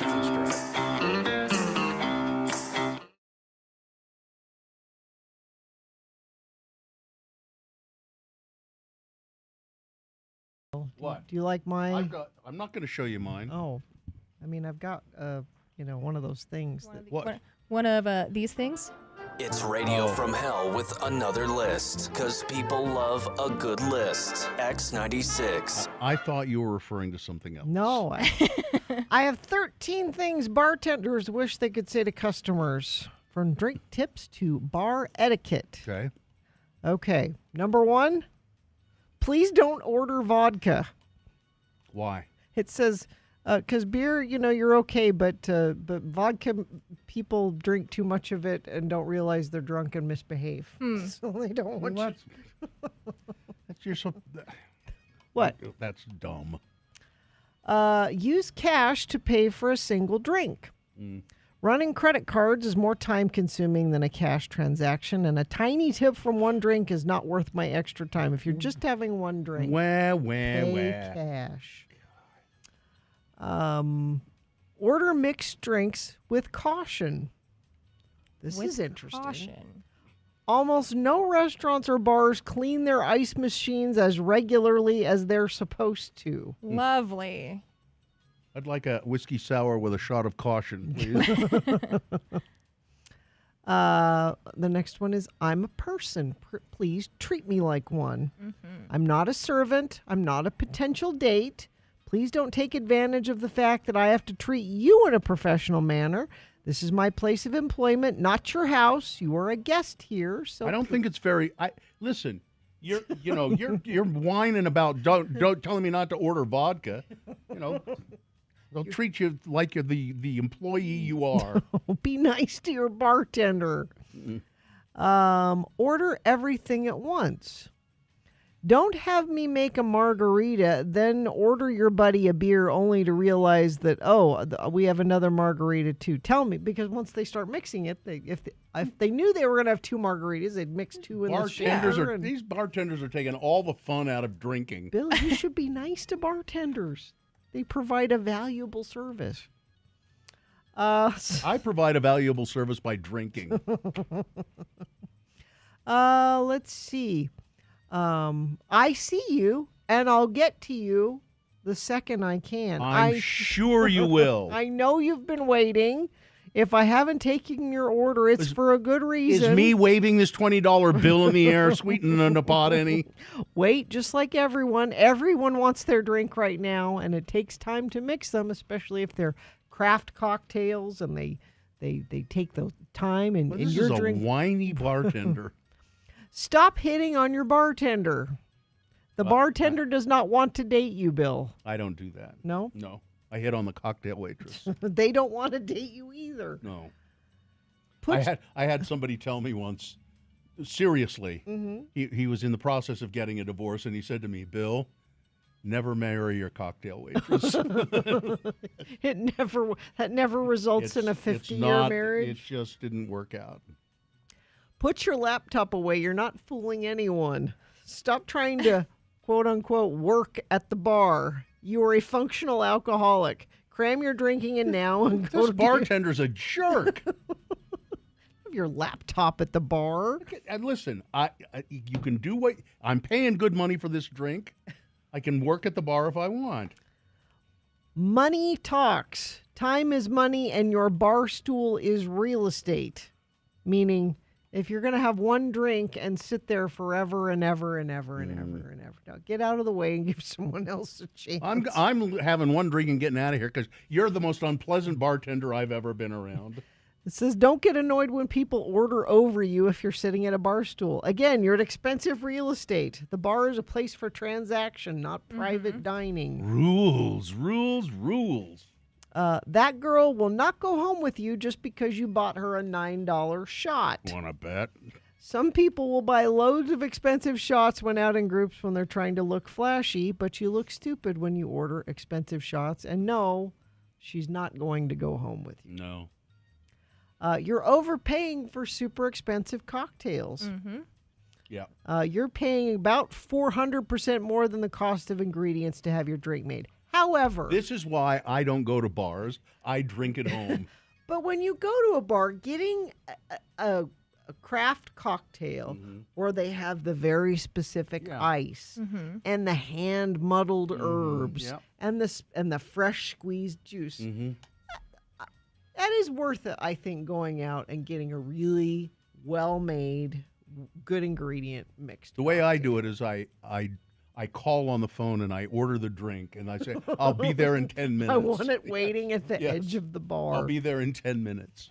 This says, I'm judging you on your drink order. I was always fearful of that one. You can tell what type of person is by their drink order. If you're in a bar with tons of people and it's loud and you order something complicated, you're just being a jerk. Gin and tonic. That's, but if you order something very... But don't order vodka and tonic. I always maintain that vodka is really, it's the alcohol for people who don't like the taste of alcohol. I think so too. And Kerry loves it. Yeah, he does. Because he doesn't like the taste of alcohol. That's his preferred. You put it. The only way that I like vodka is just straight, ice cold and straight.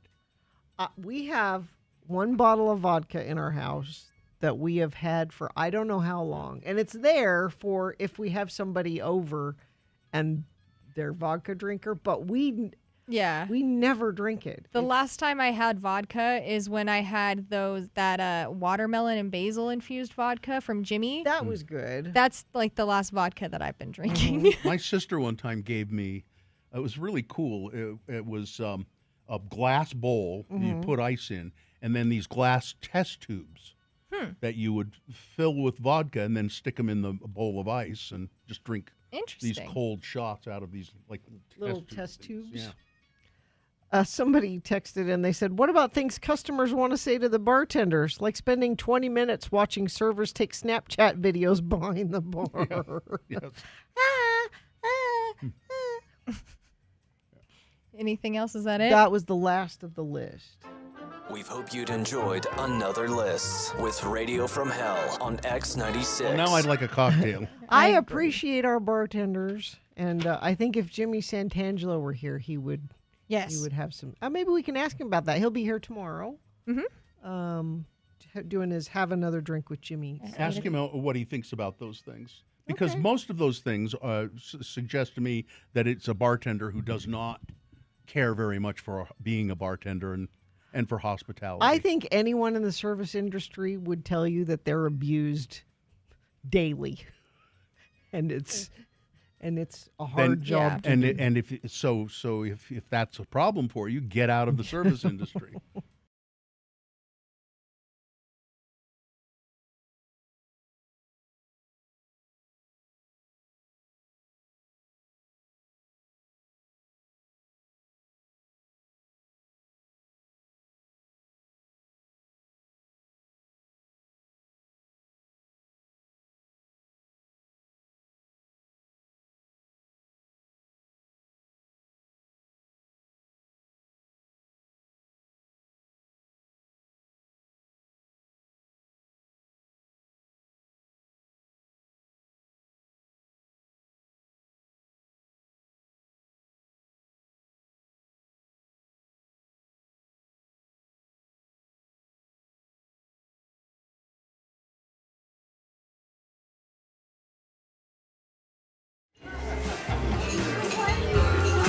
It is time now for Boner of the Day. 3 news stories.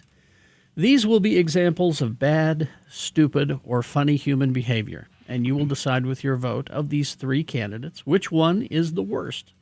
Which one deserves to be Boner of the Day for today, January 15, 2026. We're going to give you 2 candidates now, a third after the news. And once you've heard all 3, you'll vote. One of you lucky random Boner voters will receive. Can't buy it, gotta win it. Carrie's going to show you right now at x96.com/live the brand new Boner t-shirt. New design. There you go. All right. Here's Boner candidate number 1. His lack of hair is grounds for divorce.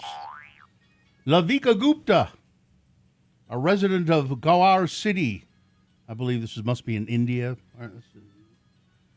recently filed a police complaint against her husband and 4 in-laws, alleging that she was deceived when she agreed to marry her spouse in 2024.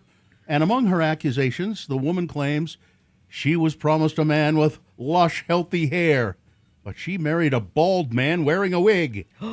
According to the first information report filed at the police station, Lavika Gupta and Sanyam Jain were married on July 16th, 2024. The wife claims that she was deceived at the time, with Jain and his family concealing various details about his physical appearance, his education, and financial status. After the marriage, I also found out that my husband had only passed class 12, while his bio data showed that he had a BCom, that's a Bachelor of Commerce degree.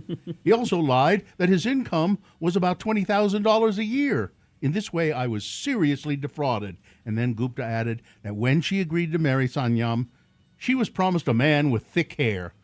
But she later learned that her spouse was bald and wearing a patch to conceal his lack of hair. The woman has also alleged that her husband assaulted her on a trip to abroad and pressured her to bring marijuana from Thailand to India. I think this woman has a case. Well, all of those things, but what she's really talking about is she was promised a man with hair.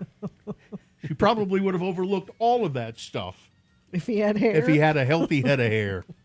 Boner candidate number 1, his lack of hair is grounds for divorce.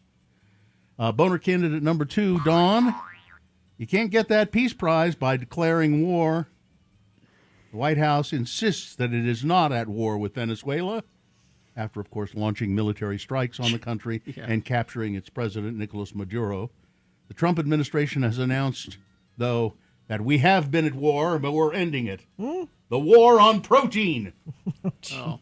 A war many people didn't even know the president and his team were fighting. I was going to say there is no war on protein. The news shared in a White House social media post Sunday, and that's the way they put it, pertains to the Secretary of Red Meat and Measles, Robert Kennedy Jr., and Agriculture Secretary Brooke Rollins, their recent revision to the food pyramid, and the release of new dietary guidelines for Americans they described as, quote, the most significant reset of federal nutrition policy in our nation's history. The message is simple: eat real food. And in a statement issued on Wednesday, RFK Jr. said American households must prioritize nutrient-dense foods, protein, dairy, vegetables, fruits, healthy fats, and whole grains, and dramatically reduce highly processed foods. This is how we make America healthy again. We are ending the war on protein. There's never been a war on never. I mean, there are protein lattes. There are, listen, many people are baffled, like you guys seem to be, Yeah. about the talk of war on protein. Journalist David Levitt said, what are you talking about? Atlantic writer Thomas Chatterton Williams said, the U.S. is involved in conflicts that I don't even know about. Yeah. I can't believe I missed an entire war, he said. Political commentator Micah Irfan said, who the hell is waging a war on protein? Nobody. And then somebody said, they found a war even faker than the one on Christmas. Yeah. Alongside the war on protein, by the way, Donald Trump has previously declared war on showers. Yeah, I remember that. Yeah. The low. Yeah, low flow. Yeah. I mean, all of these right-wing podcasters sell protein powders. Yeah. There's no war on protein. Boner candidate, we've ended the war on protein. Boner candidate number 2, can't get that peace prize. Keep going to war with things. All right. And the boner candidate number 3, coming up in just a few minutes, is I hope you don't crap. And then, of course, he crapped. All right. Boner candidate number 3 coming up after this. Big Boy News and Opinioendo brought to you by Squatters Pub. Now, our Lights Camera Brunch is sold out, but we would just encourage you to go to Squatters anytime, 147 West Broadway. Delicious food, delicious beer. Yes. And as always, the views expressed on X96's Radio from Hell show do not necessarily reflect the opinions of Broadway Media, its management, owners, or advertisers. This program is intended for mature audiences. Parental discretion is advised. I don't remember mentioning this, but the 52-year-old son of Jackson Browne, Ethan Brown, died in November. Oh. 52-year-old model, actor, and music executive, it says here.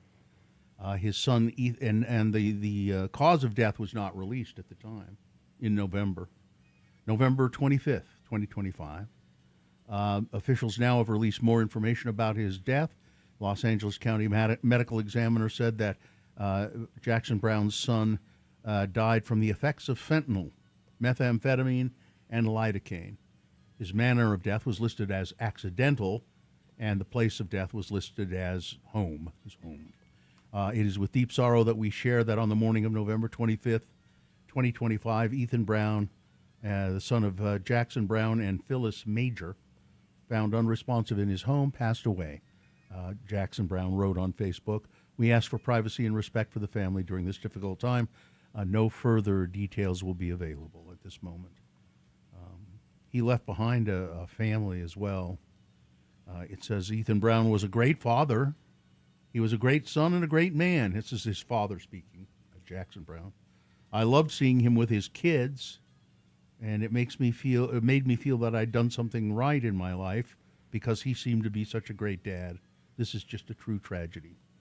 So, and we didn't talk about that, I don't think, did we? No. November 25th, it's around Thanksgiving. That's why we're probably off. So Donald Trump has once again openly pushed for the United States to acquire Greenland, dismissing Denmark's role and warning that the Arctic island could otherwise fall under Russian or Chinese influence. Asked whether he had made a tangible offer to Greenland or Denmark, Trump replied, "Well, I haven't done that, but Greenland should make the deal because Greenland doesn't want to see Russia or China take over." And then when speaking to reporters, Trump claimed that Greenland should make a deal because its existing defenses were minimal. You know what their defense is? 2 dog sleds. In the meantime, you have Russian destroyers, Russian submarines, China's destroyers, Chinese submarines all over the place. Well, we're not going to let that happen. And if it affects NATO, then it affects NATO. But, they need us more than we need them. And again, I heard experts, I'm no expert, but I heard experts saying what I've been saying and saying anything Donald Trump wants with Greenland, if he just asks for it, they'll say, yes, okay, we can work this out. Let's have a bigger base there. Let's have a bigger presence there. They would welcome it. Do some more. You don't have to own it. You know who wants us to invade Greenland? Putin. Probably. He would love that. Because then he can say, you have that, then we're going to go get this over here. We're going to get this over here, yeah. Oh, Taiwan? Yeah, China, yeah. Thank you. We'll go. That's who wants him to invade Greenland. That and the tech bros. Yeah, Donald, but he's just so dismissive, too. You know what their defense is? Is 2 dog sleds. It's insulting. Yeah, he's just when you declare war on Greenland, you're declaring war on 31 other countries as well, Donald. I heard NATO country. I heard some military experts talking and saying, this is very key, this part of the world, for the North Atlantic Treaty Organization. And he said, if we ever have to go to war, because Russia is up there in the Arctic area, and so if we have to go to war, he said, we would need to depend on Greenland, and we would need to depend on Norway and Switzerland, because they have some of the best Arctic fighters in the world. They do. They know how to fight in those conditions. I don't know. Let's see what else we have here. A week after a shooting outside of the Salt Lake City Latter-day Saint meeting house left 2 people dead and 6 injured. Remember, that was out in Rose Park. Authorities have arrested a man they say obstructed their investigation. Salt Lake police made the arrest Tuesday on suspicion of felony obstruction of justice. This marked the first arrest in this case. So they still don't know what happened. I don't think they haven't. They don't really know who the shooters were, or they don't have enough evidence. Police say the man was inside the church on the night of the January 7th shooting and closely matched witness descriptions of one of the shooters. According to the arrest documents, police recovered a video from the man's phone taken about a month before the shooting, showing him handling a firearm that authorities say was recovered from the scene. The shooting occurred during a memorial service at the Rose Park 5th Ward Meeting House. The man who was arrested has reported involvement with the Tongan Crip gang, police said in arrest documents, and was at the event dressed in gang colors and attire. The body of a 19-year-old woman was discovered in Washington County early Wednesday, yesterday, hours after she was reported missing. The Washington County Sheriff's Office notified that Nicole Bennett was missing. Her vehicle had been found in the Red Cliffs Recreation Area trailhead ground and air support were dispatched. They couldn't find her. Finally, somebody found Ms. Bennett's body. They believe she had fallen to her death. She fell while hiking. Utah's talking about dropping the blood alcohol level for DUI. Again? What is it now? They're talking about dropping it to 0.02, which is like if you have a beer, I think. So lawmakers also say, in Europe, it's in most European countries, it's 0.02. Well, most European countries have a better extensive, public transportation system as well. Yeah. Right now, we're 0.05. The 0.05. national standard is 0.08. Odometer fraud is surging nationwide, according to new data. It finds nearly 2.5, this is a Carfax report, 2.5 million vehicles on the road right now are believed to have odometers that have been cracked. That is, the odometer has been altered. And No, you just drive backwards and it reverses the miles, right? Apparently, if you have the right equipment, it's pretty easy to do. Yeah. To roll back the odometer. The United States has apologized. Trump administration has apologized in court for a mistake in the deportation of a Massachusetts college student who was detained trying to fly home to surprise her family for Thanksgiving, but still argued that the error should not affect her case. Lucia Lopez Belosa, 19-year-old college freshman, was detained at Boston's airport November 20th and flown to Honduras 2 days later. Her removal came despite an emergency court order on November 21st directing the government to keep her in Massachusetts or elsewhere in the United States for at least the next 72 hours. But what did ICE do? They ignored that. Of course. Flew her to Honduras. This is an interesting story. I heard this morning. Salt Lake City businesses' response to a protest. The protest on the evening of January 8th at Pioneer Park was to decry the actions of U.S. Immigration and Customs, ICE, who shot and killed a woman in Minneapolis the day before. And the protest was across the street from Caputo's Market in Delhi. Well, the employees at Caputo's set up a booth in the store's parking lot and handed out snacks and coffee to protesters. There was a sign on front of the stand that read, "Free food and drinks for protesters, no ICE." Caputo's also gave the chilly protesters a warm welcome with a tall propane heater set up at the booth, so you could go get warm there. They're good people, the Caputo's. Caputo's CEO, Matt Caputo, appeared on camera on Fox 13 that night and said, "No matter how you feel about illegal immigration, I think we need to reflect on how things are going in our country and how we want to treat human beings." And he said people were super thankful when they saw the booth. Now, he said, and then on social media, started getting slammed by people. Yep. And he started to really feel horrible about it. Negative reviews, emails, Instagram messages, and then it shifted. And he's been flooded with thank yous. Oh, good. Thank you for doing it. I'll go get a pastrami sandwich today. Yeah. And let's see, I think that's about it, except to Noodles and Company. They're having a rough time. Are there any Noodles and Company stores left here? Yeah. Isn't there one up that way? No, on 4 South? No, not Is that anymore. one gone? The 4 South one's gone, but there's one in Sugar House. I know. Okay. All right. Yeah, they're reducing their footprint nationwide, it says. All right. Weather, traffic? The air is bad. I don't need to tell you that. You're here. Yeah, you're out in it. You see it. Going to be bad today, tomorrow. We're hoping by Saturday there's a little something that'll come mix the air up. But try the next couple of days to limit your driving. Before you leave the house, just try to plan, how can I do this with the least amount of driving possible? That would be helpful. 44 for a high, overnight low 27. Traffic, all lanes are now open southbound I-15 at 4th North and West Bountiful. There are still some residual delays through that area. Good news is that's the only thing UDOT's reporting. Let me see.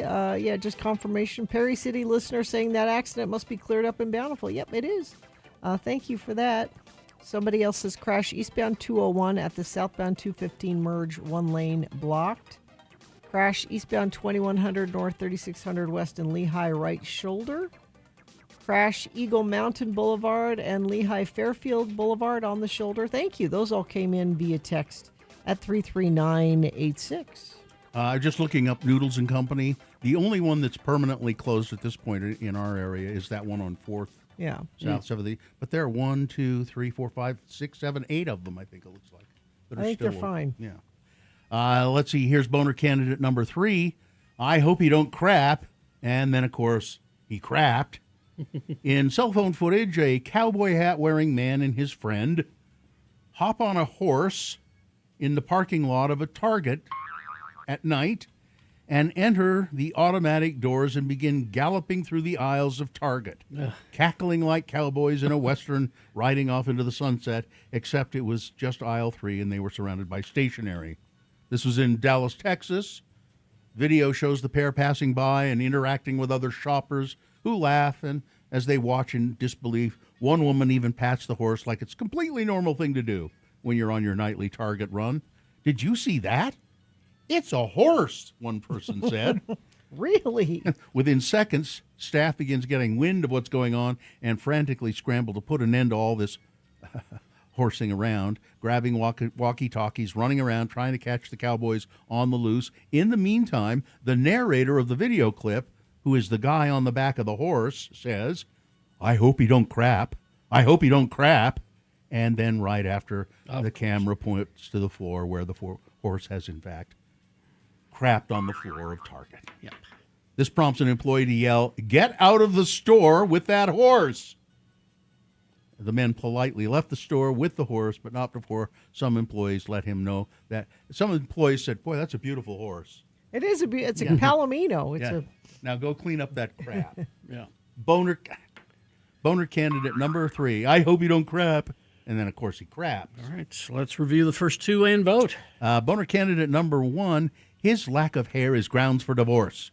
That's what this Indian woman, her name is Lavika Gupta, she married this man on lots of conditions that he lied about. But the thing that was really the breaking point for her, he told her he had a full head of hair, and he wore a wig, a toupee. She didn't really realize that until sometime after she married him. Boner candidate number 2, Don, you're not going to get that Peace Prize by declaring war on protein, war on showers. What idiocy. And boner candidate number 3, I hope he don't crap. And then, of course, he crapped. All right. Time to vote for Boner of the Day. 1, 2, or 3. Remember your candidate number, the one that you think is the worst, the one that you think should win today. 1, 2, or 3. Put that single digit in the message of a text and then text that to 33986. Or call Katie in the producer's booth at 877-602-9696. Or go online, x96.com. Look for the box that says Boners, January 15, 2025. Click and vote. And if you don't see that box, refresh your browser. It'll appear. Click and vote. You only got 3.5 minutes to get your vote in, and then it's our Housewives recap. Salt Lake.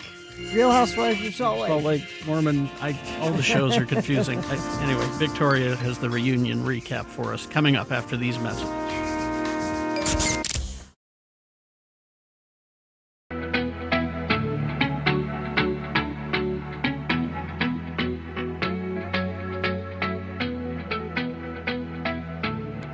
A kid, and the mall was like the place to be. Sure, it was the place to hang out. You always begged your parents to drop you off at the mall.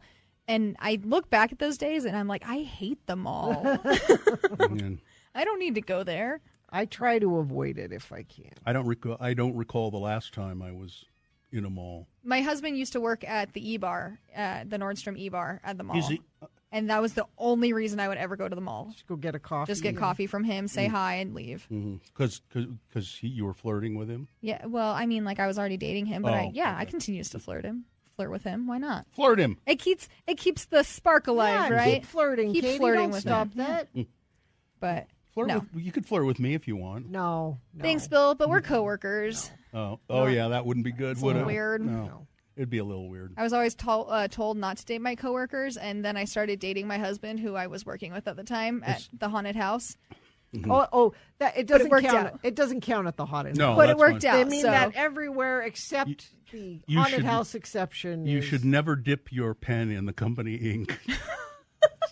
I had not heard that before, and I heard somebody on a television show say it a few days ago. Really? I've heard that before, and I always thought it was the worst metaphor to say. I've heard It's don't. terrible. It's the worst one is don't fish off the company pier. I don't know. I think That- dipping in the company ink is worse. No, They're both what I'm pretty saying, bad. What I'm saying, dipping your pen in a company ink is descriptive. Yeah. Fishing off the company pier is not.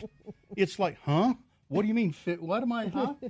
There's a lot of fish in the sea. You're fishing maybe for a I don't- date. You're I don't know. fishing I don't for a- know. It's more precise to say, don't dip your pen in the company ink. Just don't date your coworkers. How about that? But companies have policies against it. But Mm-hmm. but I know many instances of people that went around developing, that. or there wasn't a policy and they had relationships at work. And It depends on if you're in a position of power. Like if you're equals, if you both do the same thing. I well, don't where's the point of that? They're not, I mean, perks. I want to date up, man. I want my CEO to be a hot woman who wants to date me. Bill just wants a sugar mama. That's right. what he wants. That's right. That would be nice. I'm glad I'm not dating. I don't think You I know know what? how to date anymore. You know what, Gina? The dating world is glad you're not dating Isn't it? anymore because you didn't do that much of it anyway. No, I didn't. I feel like it's changed so much I wouldn't even know how to date. I know. I've never dated. Never. I don't. You just get married. Uh, I used to say that about my dad. He doesn't date. He Yeah. just gets married. no. I've only been married twice. Yeah, twice. I'm trying, wait a minute. Yeah, twice. But And you met your first wife when you were very young, and then you've been married for another 20 some odd years. So yeah, well, but there was dating that went on in there too somewhere. a little bit. Yeah. You want to be careful here? Well, it's way long time ago. It's water way under the bridge. Oh, okay. But I never dated. Like, would you like to go to dinner with Yeah. me on Friday night? You didn't do that? No, not too much. I think I did that like with one person in college, and that was it. Mhm. Otherwise, it was just hanging out. Yeah. We were just hanging And, out. and wait, now everybody left, and it's just me and you hanging out. Yeah. Is that how Yeah, it would go? basically, yeah, pretty Oh, much. everybody's gone now. And oh my, you really are hanging out.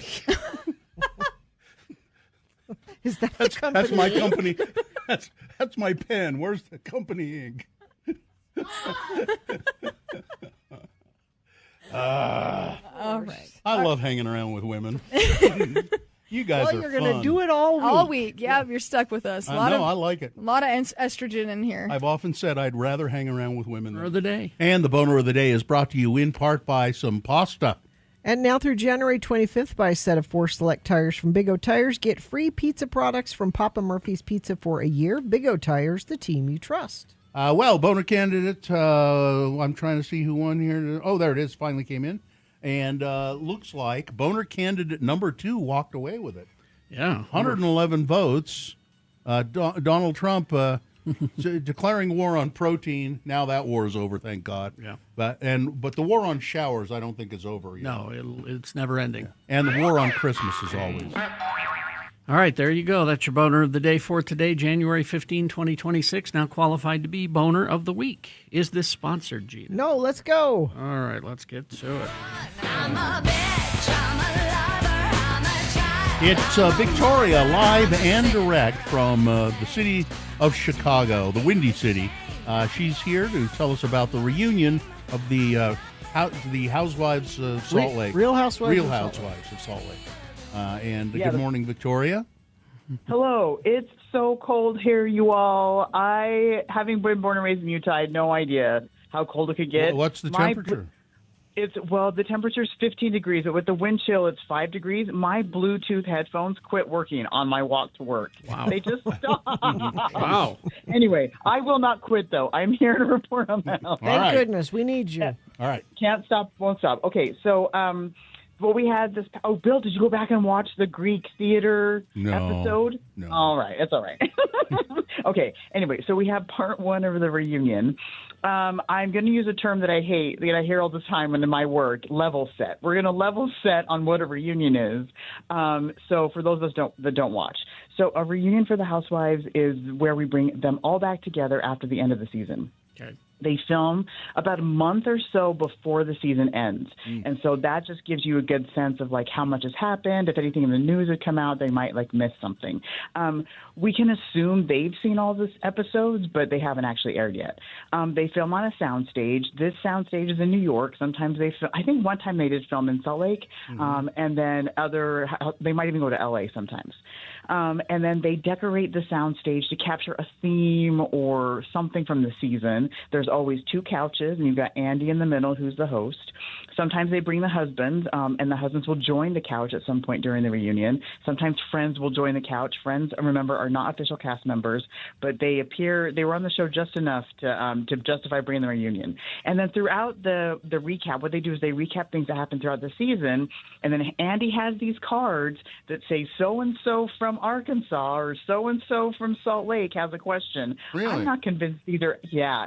And I have seen on Twitter, they will solicit questions. They'll say, we're about to film the reunion, submit your questions. But they always make it seem like these are real people. And I'm like, I'm convinced it's production. But if anybody out there has actually submitted a question that got read, please prove me wrong. Okay. Anyway, and then Andy will indirectly say that he wants to resolve conflicts, right? So he'll bring up these things throughout the season, and then we get a lot of them yelling at each other, and then hopefully they can resolve things. And sometimes he'll say, oh, I guess we're not going to resolve this. Or he'll say, is there something we can do to help you, resolve this? So anyway, one of the things fans really care about is who is sitting closest to Andy. Does that mean they're favored in some way? Yes, it does. And like sometimes you'll hear housewives say, Andy, I'm so far away from you. By design, my dear. Exactly. We also pay attention to what they're wearing. And we also like to notice how many parts of the reunion are. So sometimes our reunion will only be 1 or 2 parts, and other times it can be up to 4. The standard is 3. If there's 4 parts, that means there were a lot to talk about. Okay. Salt Lake has not yet had a 4-part reunion. I thought they would, but they have when like Jen Shaw got arrested, but they've capped it at 3. Well, let's get to it then. So, so I did find this part 1 very, very annoying and hard to watch. There's so much crosstalk. It was really hard to figure out what's going on. But I will point out, I have some pictures, so follow me on Instagram at Judgy Empath. And I hope I got those to Katie in time. I was very late this morning getting everything. Okay, perfect. And also, please judge the quality of these pictures. I struggled today, and so they're on my iPad. And so if you see reflections of things, I'll do what I can to apologize for that. So anyway, so the first one is the soundstage. So you can see the 2 couches, and you can see the wives. I'm sitting there with Andy in the middle. They decorate it to look like Greece. I'm going to guess because that's where we ended with our girls' trip. And then one of the things with all the crosstalk, there was so much crosstalk this week. And so one of the things that production tried to do was do these split screens. And so I have 2 pictures of that. The one before that is Bronwyn. I thought Bronwyn looked amazing. She's the one with the long dark hair. Yeah. And she's got this dress that kind of looks like a toga. I think she looks amazing. I think she's the best dressed of all the women. Could I ask you a question about the first photo? Please. There are all kinds of food on the table, snacks or fruit. Do they ever eat any of that stuff? Absolutely not. Housewives never eat on camera. That's what I thought. They will drink. They will drink and pop pills, but they will not eat on camera. All right. No chewing. Yes, exactly. So then with the crosstalk, I have those split screens that they tried to do. And so and there's so much of these. Actually, you could take a drink each time there's a split screen. So I have one of Heather and I think Lisa yelling at each other. Heather's a blonde. And there's one of Bronwyn and Lisa talking over each other. And it really was. And usually Andy will intervene and try and get them to talk one at a time, and he really didn't get involved this time. So I'm curious to see how the rest of this reunion goes on. The reunion again is recapping all these things throughout the season. I'm not going to get into all of that. I'm actually going to go to what things I think is really going on here is Lisa grandstanding, which is why there's so much crosstalk. She just won't shut up. She has a lot to say. I can't tell if she's just super defensive or she wants all the attention, but she's come very prepared, and she just will not let everybody have their moment to try and talk things out. She has these really dumb quotes she came prepared with. She said, "My DNA is New York." So they get into this whole thing about who's really Utah and who's not. And she says, "I'm not Utah." And so I yelled at the TV, "Then what are you doing on the show?" Exactly. Like, get off the show. Yeah.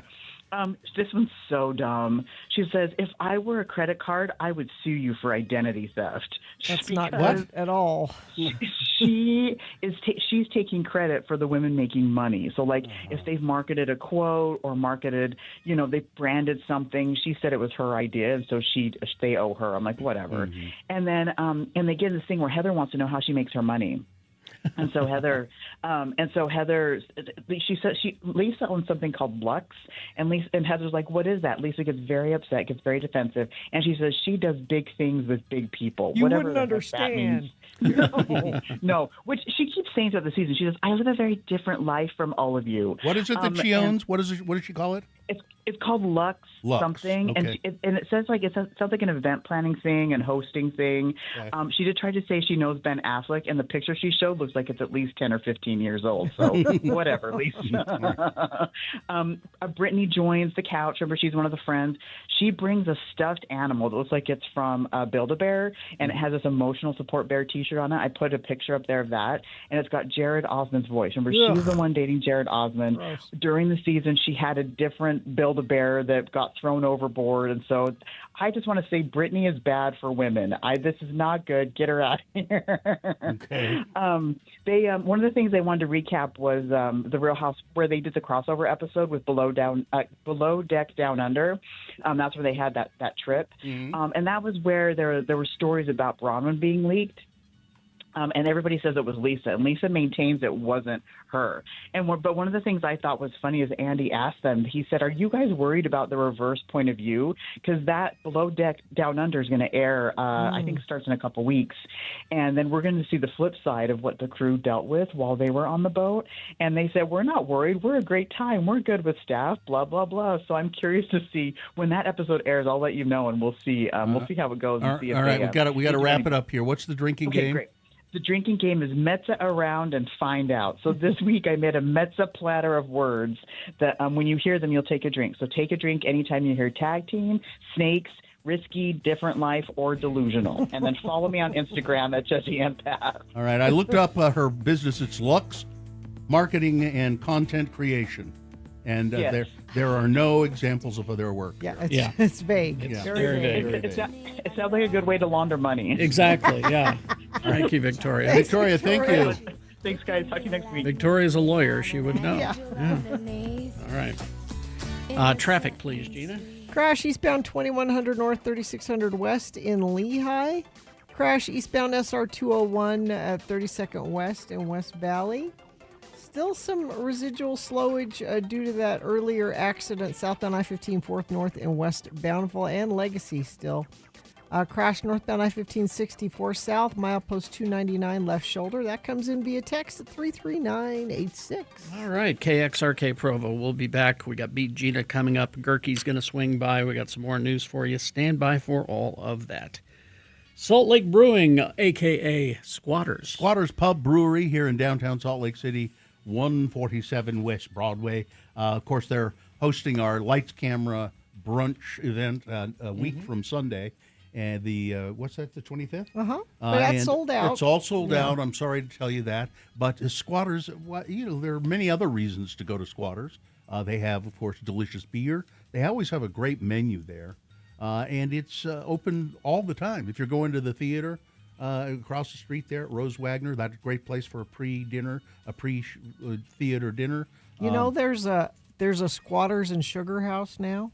Yeah. On the corner there. Yeah. Squatters is just, and they've been there since 1989. We did them. It was 89. Yeah, it was 89 when they opened, and I think Carrie and I were doing ads with Peter and Jeff right at the beginning. We were. The Squatters Pub Brewery, 147 West Broadway in downtown Salt Lake City. Listen up, radio. Vaxildan, our radio pup, finally has a sponsor. It's Zero Res, and this time of year brings a lot of dirt and things through your house, damaging your carpets. Vax says book your carpet cleaning appointment today. Not only do you get the 4th room free, but your animals will thank you with extra love. Go to zerores.com today.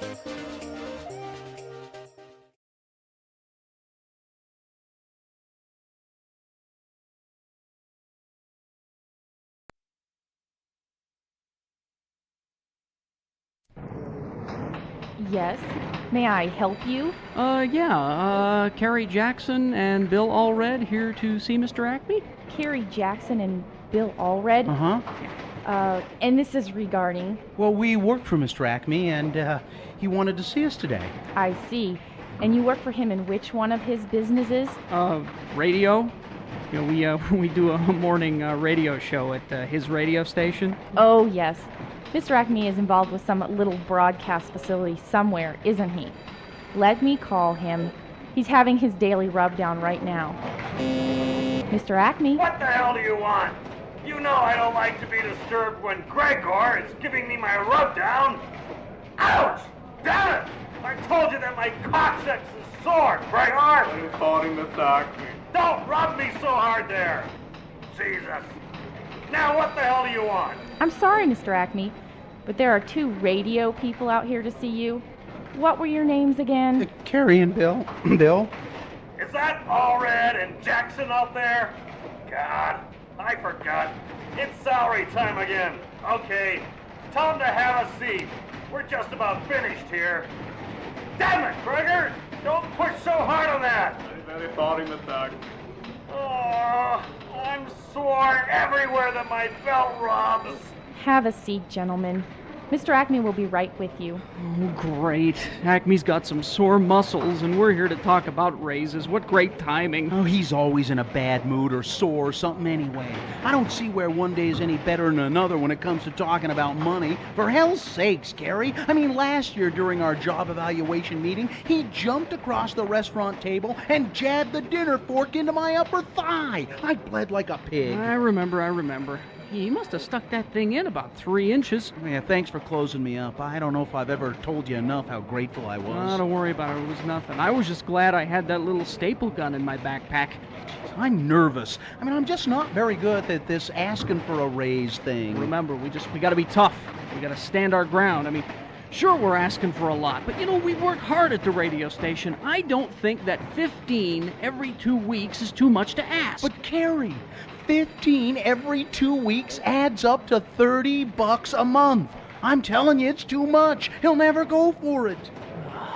I think you're right. We got to get out of here. Oh, okay. Here's what we do. What? I'll pretend that I'm sick, and then you pretend to rush me to the hospital, okay? Okay. Ma'am? Will you tell Mr. Acme we'll be back some other time? I've got to rush my partner to the hospital. I think it's his ovaries or something. His uvula or something. You're going to be okay.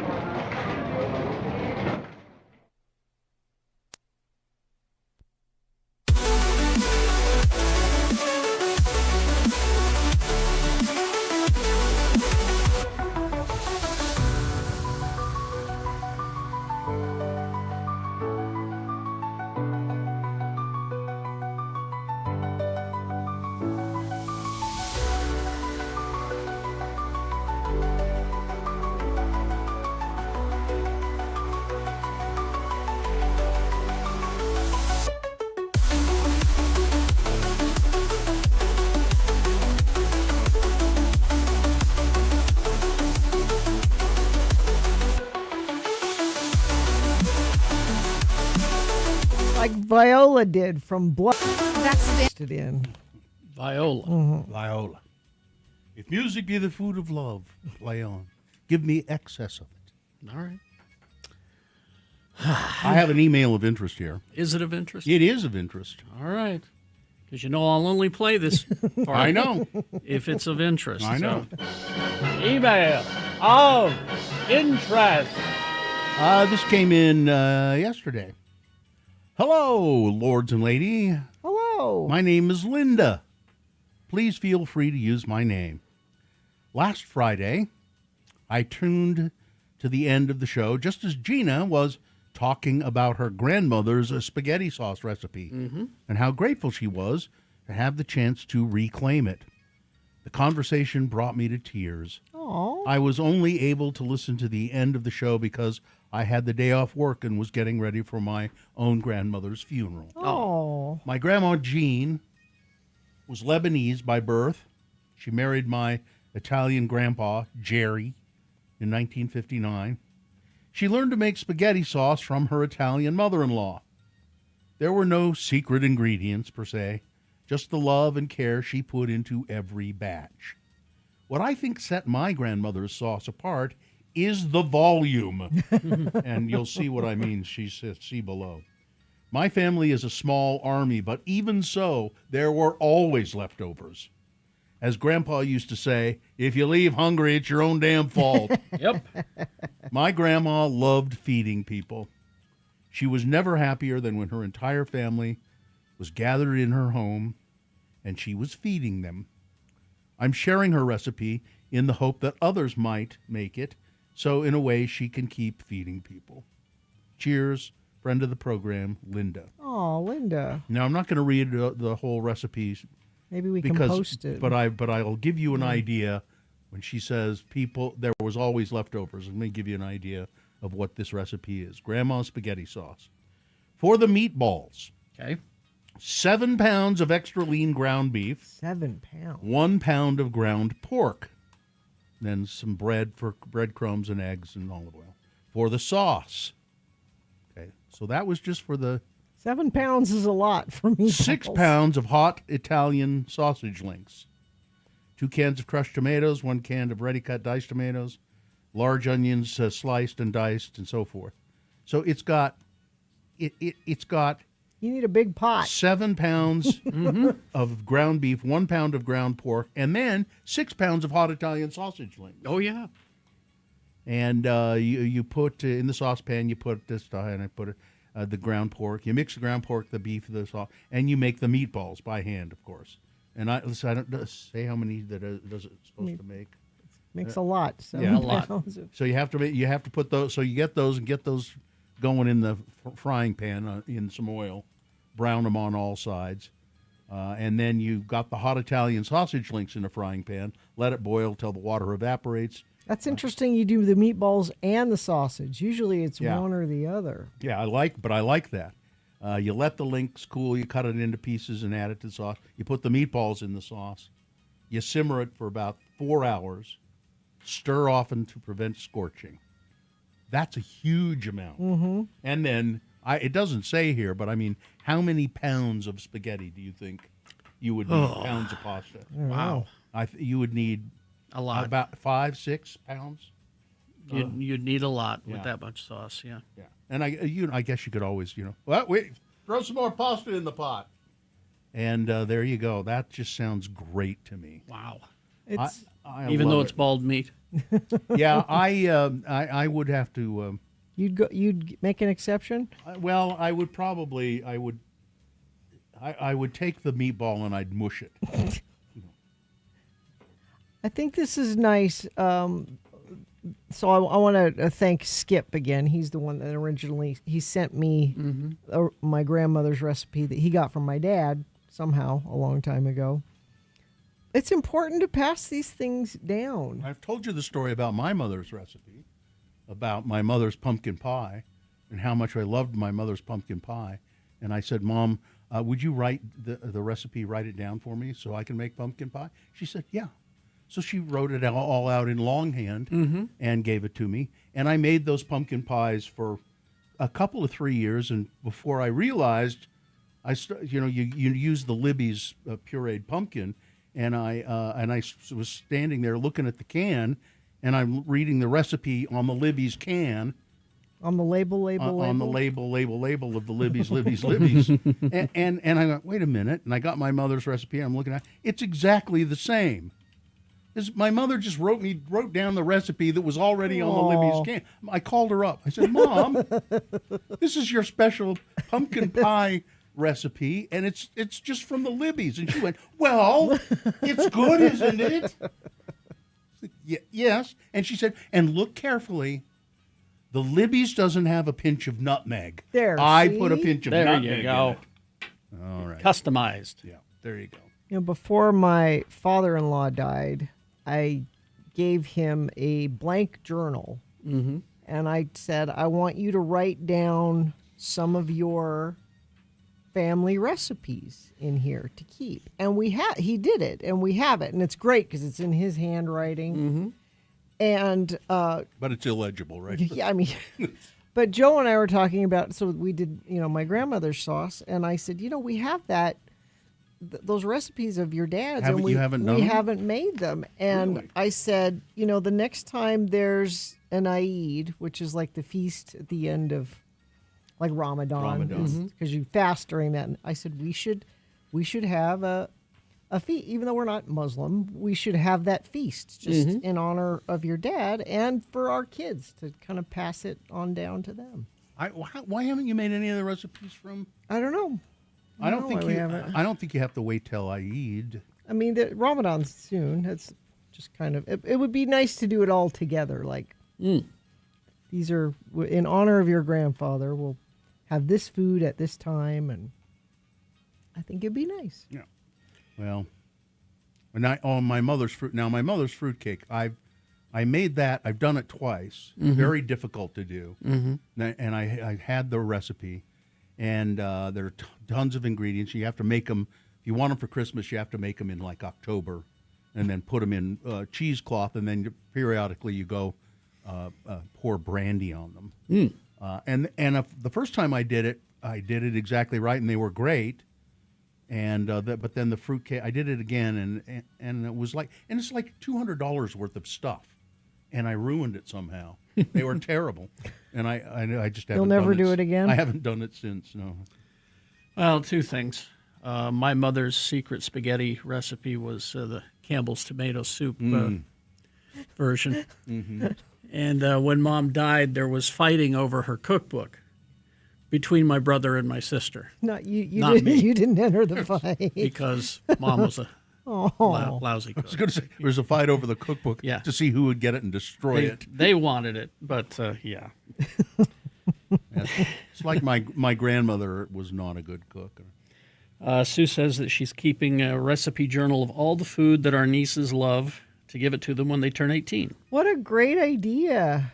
that she has made for them. Yeah, Yeah. it's a great idea. All right. Well, that was of interest, I'd say. Yeah. But first, Get those meatballs away from me. all right, there you go. Email. Oh, interest. All right. Traffic, please, Gina. A friend of the program says wreck still East 201 around 30th West. Backup goes past Bangor. Yikes! Thank you for that at 33986. Let's see. Crash northbound I-15 64th South in Midvale.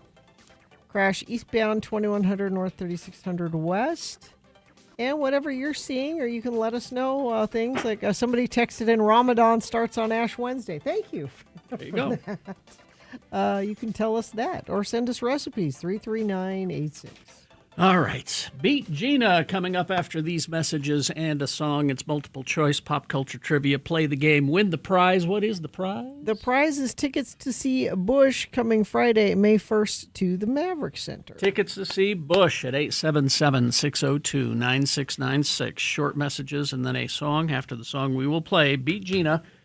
So line up to get those Bush tickets. Call when you feel you need to. The sooner the better, though. 877-602-9696 to play Beat Gina. Randlife.com/X96. Yes, if you are thinking of buying a home now, or perhaps you need some extra cash and you want to know how to tap into your home's equity so you can get some cash out of it, I would suggest getting a hold of Rand Life.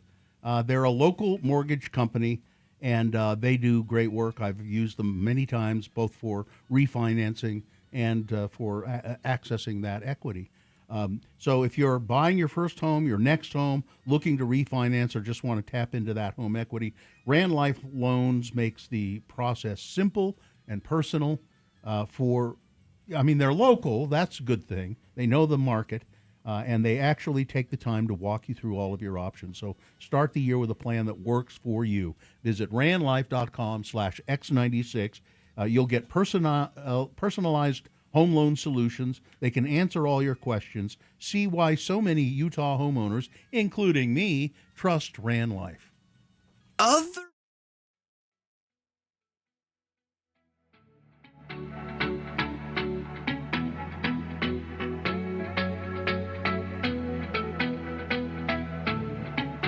Well, we can. You were just going to tell me some stories here. Well, I have this file that I keep, a news file, and it's right here somewhere. Is it named the Gina file? It is named the Gina file. Is a Gina file somebody who's very interested in me? I can't believe it. Oh, there it is. I thought I'd lost it. Oh, no. Now, this is where I save stories that I think you will like or that will gross you out or that will have some meaning in your life. Oh, meaning? That's a nice thing. And in the Gina file, I have 1, 2, 3, 4, 5, 6, 7, 8, 9, 10, 11, 12 stories right now. Some of them you have, I think I've mentioned before, and you've skipped them over, but I'll let you pick one or two. Okay. So here we go. Making your bed every morning could shorten its lifespan. Shorten my bed's lifespan? Your bed's lifespan. Yeah. I don't see how that's possible. 2 in 5 Americans skip social events due to skin flare-ups. Can I just you skip may them need because I just don't want to go? You may need that. How to spot hidden cameras in your Airbnb. Yeah. Missing Florida woman Nicole Baldwin search party raided by police. Woman attacked by shark in Sydney Harbor. That's why I don't go in the water. Well, don't go in the Sydney Harbor. No. 16 recent U.S. foodborne epidemics that'll make you cringe.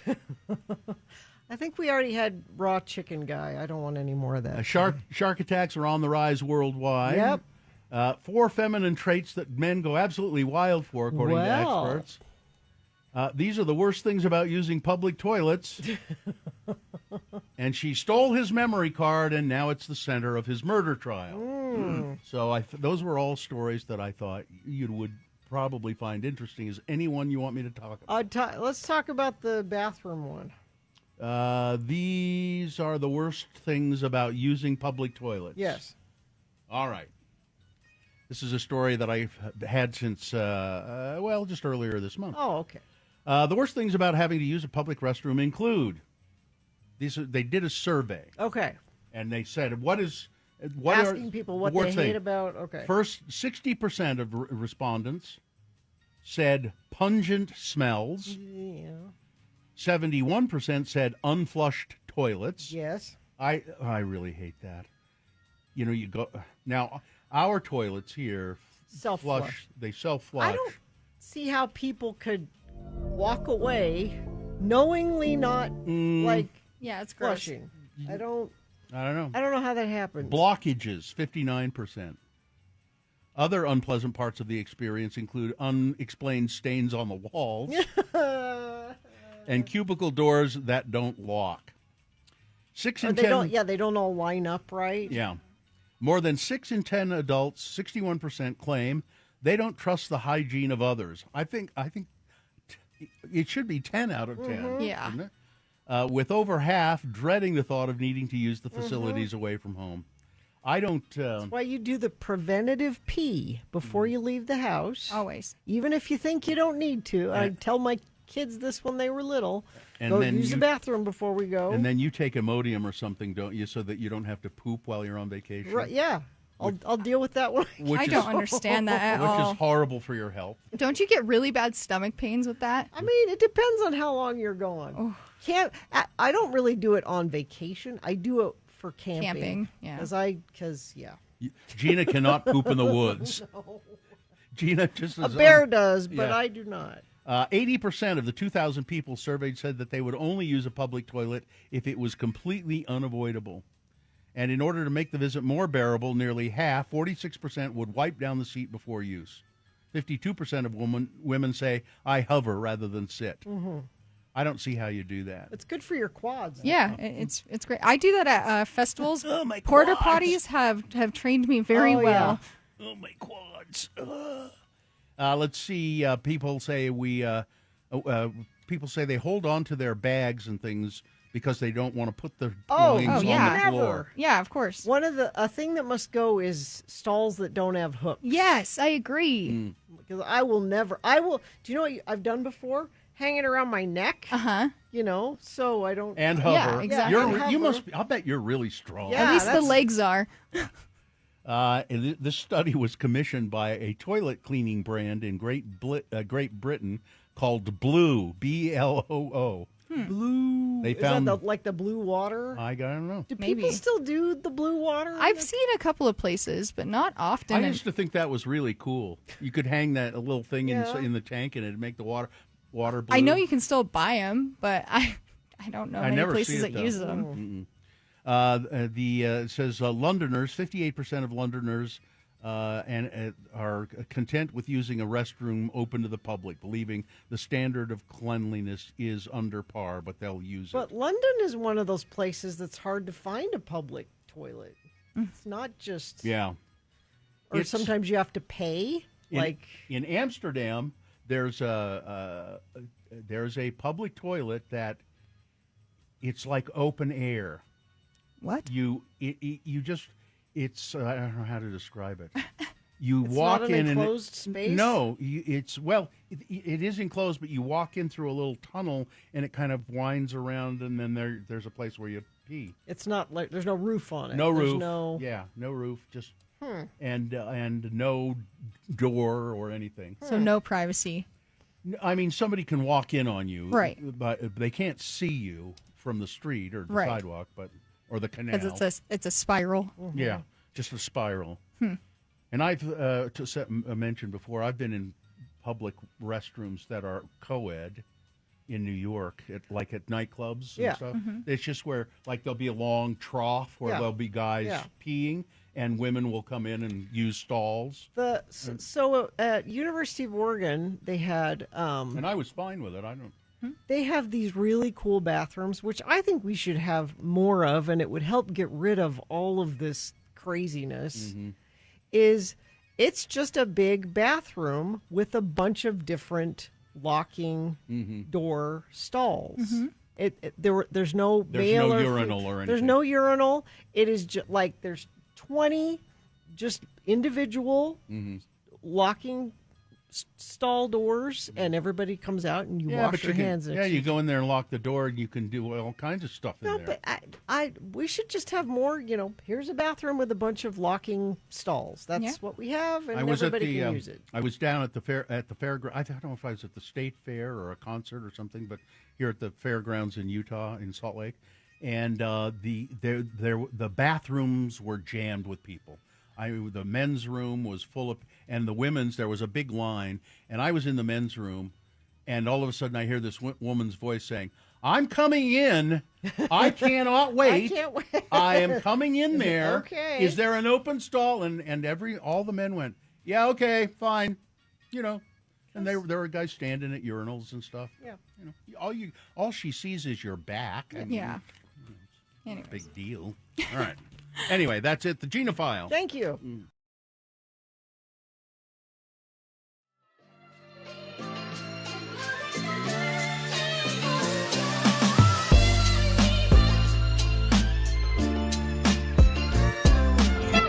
I'm Beat Gina announcer Johnny O. It's Fresh Squeezed Juice Day. Oh. And I urge you to ask your doctor to tell you why Minute Maid fresh frozen orange juice is better for your health than home squeezed fresh squeezed orange juice. Ooh. 187,000 doctors have these facts. Really? Number one, the vitamin C content of Minute Maid is decidedly higher year-round than home squeezed or fresh squeezed juice. All right. Number two, peel oil content, which can cause allergies and upset digestion in infants, averages far lower than in Minute Maid than in regular fresh squeezed juice. And number three, purity. Minute Maid purity standards are far higher than nature's. So for the best results, drink a big glass of delicious Minute Maid every day, year-round. Get several cans at your grocer's frozen food cabinet today and drink Minute Maid for better health. And now, 187,000 doctors agree. Well. He's the only host who can possibly handle Beat Gina. It's Kerry Jackson. Thank you, Johnny Ola. Welcome. Professional game show announcer. Indeed. The randomizer has picked a contestant, Gina. You will be playing against Scotty today. Scotty, are you there? I am here. All right, Scotty, we're going to toss a coin to see who goes first. It will give you the advantage if you call it correctly. Call it heads or tails. Go ahead, please. All right, see what happens. It is heads. Ah. Yes. Scotty, you are one step closer to winning these tickets to see Bush. They're coming with Mammoth Friday, May 1st at the Maverick Center. Tickets go on sale Friday at 10 a.m. Now, Scotty, that means you get the first question. That gives you the advantage in the game. It's multiple choice pop culture trivia. If you get it correct, you get the point. If not, I'll allow Gina to answer the same question, and she'll steal your point away. We'll go back and forth till one of you gets 3 points. Now, also because you won the coin toss, I'm going to let you pick your topic today. We have Liam Hemsworth trivia. That's the secondary Hemsworth. Or the TV show The Pit about the emergency room. You decide which topic. And I love me some Noah Wiley. Let's go to the Pit. Pit. All right. We'll start with the Pit. Let's see, Scotty. Let's go here. All right. Ned Brower, the actor who plays Nurse Jessie, has an actual master's degree in what? Is it 1, paranormal extermination? Is it 2, neuroscience? Is it 3, sufficiency? Or 4, the science of nursing? Number 1 is tempting, but let's go B on that one. Neuroscience? Nope, I threw that in there just to confuse you. Gina. So is it nursing? It is nursing. Oh, okay. Huh. How about that? All right. Seems you on point. Yeah. All right, that's a point for Gina, and Gina controls the question. You decide Liam or Pitt. We'll stick with the Pit. All right. Gina, which characters are portrayed by real-life parent and child actors? Okay. Is it 1, Dr. Victoria Javadi and Dr. Ellen Shamsi? Is it 2, Dr. Sherman Potter and Walter Eugene O'Reilly? Is it 3, Dr. Cassie McKay and her father Neil McKay? Or is it 4, Dr. Michaela Quinn and Dr. Nick Riviera? I'm going to go with 1. Victoria Javadi and Ellen... No? I'm terribly sorry. No. Scotty, chance to steal. Let's go 3. Correct. Cassie McKay and Neil McKay. There we go. It's 1-1. Now Scotty controls the question. You're in the catbird seat. All right, Scotty. Pitt or Hemsworth? Let's pit it up. Pit it up. All right. Let's see. Here's your question. Patrick Ball's that's Dr. Langdon. Patrick Ball's mother was an ER nurse, and his father was what? Is it 1, a paramedic? Is it 2, a phlebotomist? Is it 3, a coat hanger? Or 4, an ambulance chaser? Let's go phlebotomist. Phlebotomist, I threw in there just to confuse you. Paramedic, then. Paramedic is correct. All right. Nah, boy. 2-1. Tense. Gina's got 2 points, and she controls the question. Pitt or Hemsworth? Let's just stick with Pitt. Stick with Pitt. Closing it out. This could be the game. Before being cast for the show, Supriya Ganesh, Dr. Mohan, was a what? Okay. Was it 1, an MCAT tutor, which is medical college admission test? An ER human resource counselor? Is it 3, a love mechanic? Or 4, quarterback for the New York Jets and savior of the universe? We'll go MCAT tutor. MCAT tutor is correct. And Gina wins the game, Scotty. Oh, Scotty. Sorry. Well done. Well done. You're a worthy opponent, Scotty.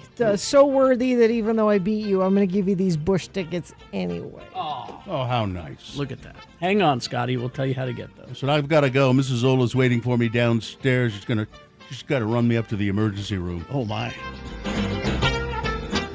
All right, Big Boy News now brought to you by Clark Planetarium proudly presents Lost Wolves of Yellowstone starting January 17th, a breathtaking IMAX journey into the dramatic reintroduction of wolves to Yellowstone National Park, an epic story of survival, controversy, and the wild's return. Tickets at clarkplanetarium.org. And of course, the views expressed on X96's Radio from Hell show do not necessarily reflect the opinions of Broadway Media, its management, owners, or advertisers. This program is intended for mature audiences. Parental discretion is advised. By the way, I talked to Johnny Ola. Yes. He's going up to the emergency room, but He's not experiencing an emergency. Oh, okay. He just likes to sit in his car as close to the entrance as possible and watch the action. Oh, well, he should just get an HBO subscription and watch The Pit. Like everyone, we're waiting for Melania, the Melania Trump documentary. Are we? Set for, oh yeah, I am. I'll watch it. Set for release on January 30th. On the 29th, Brett Ratner's $40 million infomercial will premiere at the Kennedy Center in front of Trump loyalists, presumably. But meantime, Melania has become a very funny meme online. There are pictures of defaced posters in bus shelters all over the place. There's also a widely disseminated fake poster with made-up critics' quotes. They're very funny, including, "If syphilis were a movie," IndieWire. At the same time, advanced ticket sales are minimal to non-existent. In New York, they've got tickets out there on the market. Nobody's buying them. In New York, no surprise, there are 1 or 2 seats taken in some theaters, but no seats taken in most of the theaters that it's scheduled to be shown in. But in Palm Beach, Florida, ground zero for Trump, the same story exists. Amazon MGM is releasing the movie, and in all likelihood, they will not report box office numbers, but taking a look to theaters in key cities should make spitballing the numbers pretty easy, and it's probably just not going to. You would think they'd just buy out theaters so it wouldn't be embarrassing. They will. Yeah, you would. They will. Trust me. Well, this is really great news. Donald Trump today threatened to deploy U.S. military forces under the Insurrection Act to Minneapolis if state officials don't stop protests against the sprawling immigration enforcement operation. This is why it's important for your protests to stay calm and nonviolent, because what they want is to incite violence, because then they can say, it's out of control in Minnesota. We can't hold elections there. Exactly. Because it's out of control. Every modern use of the Insurrection Act has come either at a governor's request, every time it's ever been used, which is not often, or to expand civil rights protections over state objections. Trump would flip that script, sending troops against a governor's wishes to crush protests of the federal government's own actions. This is a dress rehearsal. The situation has grown. No, this is real. I mean, for nationwide, not just there. Yeah. The situation has grown increasingly tense amid a surge in ICE activity and last week's fatal shooting of Renee Good. The Insurrection Act, which hasn't been invoked in decades, would allow the president to effectively bypass court rulings and tap authority scholars. This is miswritten. Authority scholars have an authority that scholars have written is overly broad and ripe for misuse. Trump's threat to post it to Truth Social came hours after the second ICE shooting in the Twin Cities in a week, when an agent shot a Venezuelan man in the leg during what the Department of Homeland Security described as an ambush, which it wasn't. It was not. In his post, Trump vowed to act if the corrupt politicians of Minnesota don't obey the law and stop the provisional agitators and insurrectionists from attacking the patriots of ICE, who are only trying to do their job. While most demonstrations in the last week have been peaceful, Minneapolis Police Chief Brian O'Hara said some protesters near the scene of a Wednesday shooting threw some ice chunks and fireworks at law enforcement. And the Star Tribune reported 3 federal agents' cars were vandalized. Minneapolis Police, Hennepin County Sheriff's Office deputies, and Minnesota State Patrol troopers responded to control the crowd. Mayor Jacob Fry called the situation in the Twin Cities unsustainable at a news conference last night.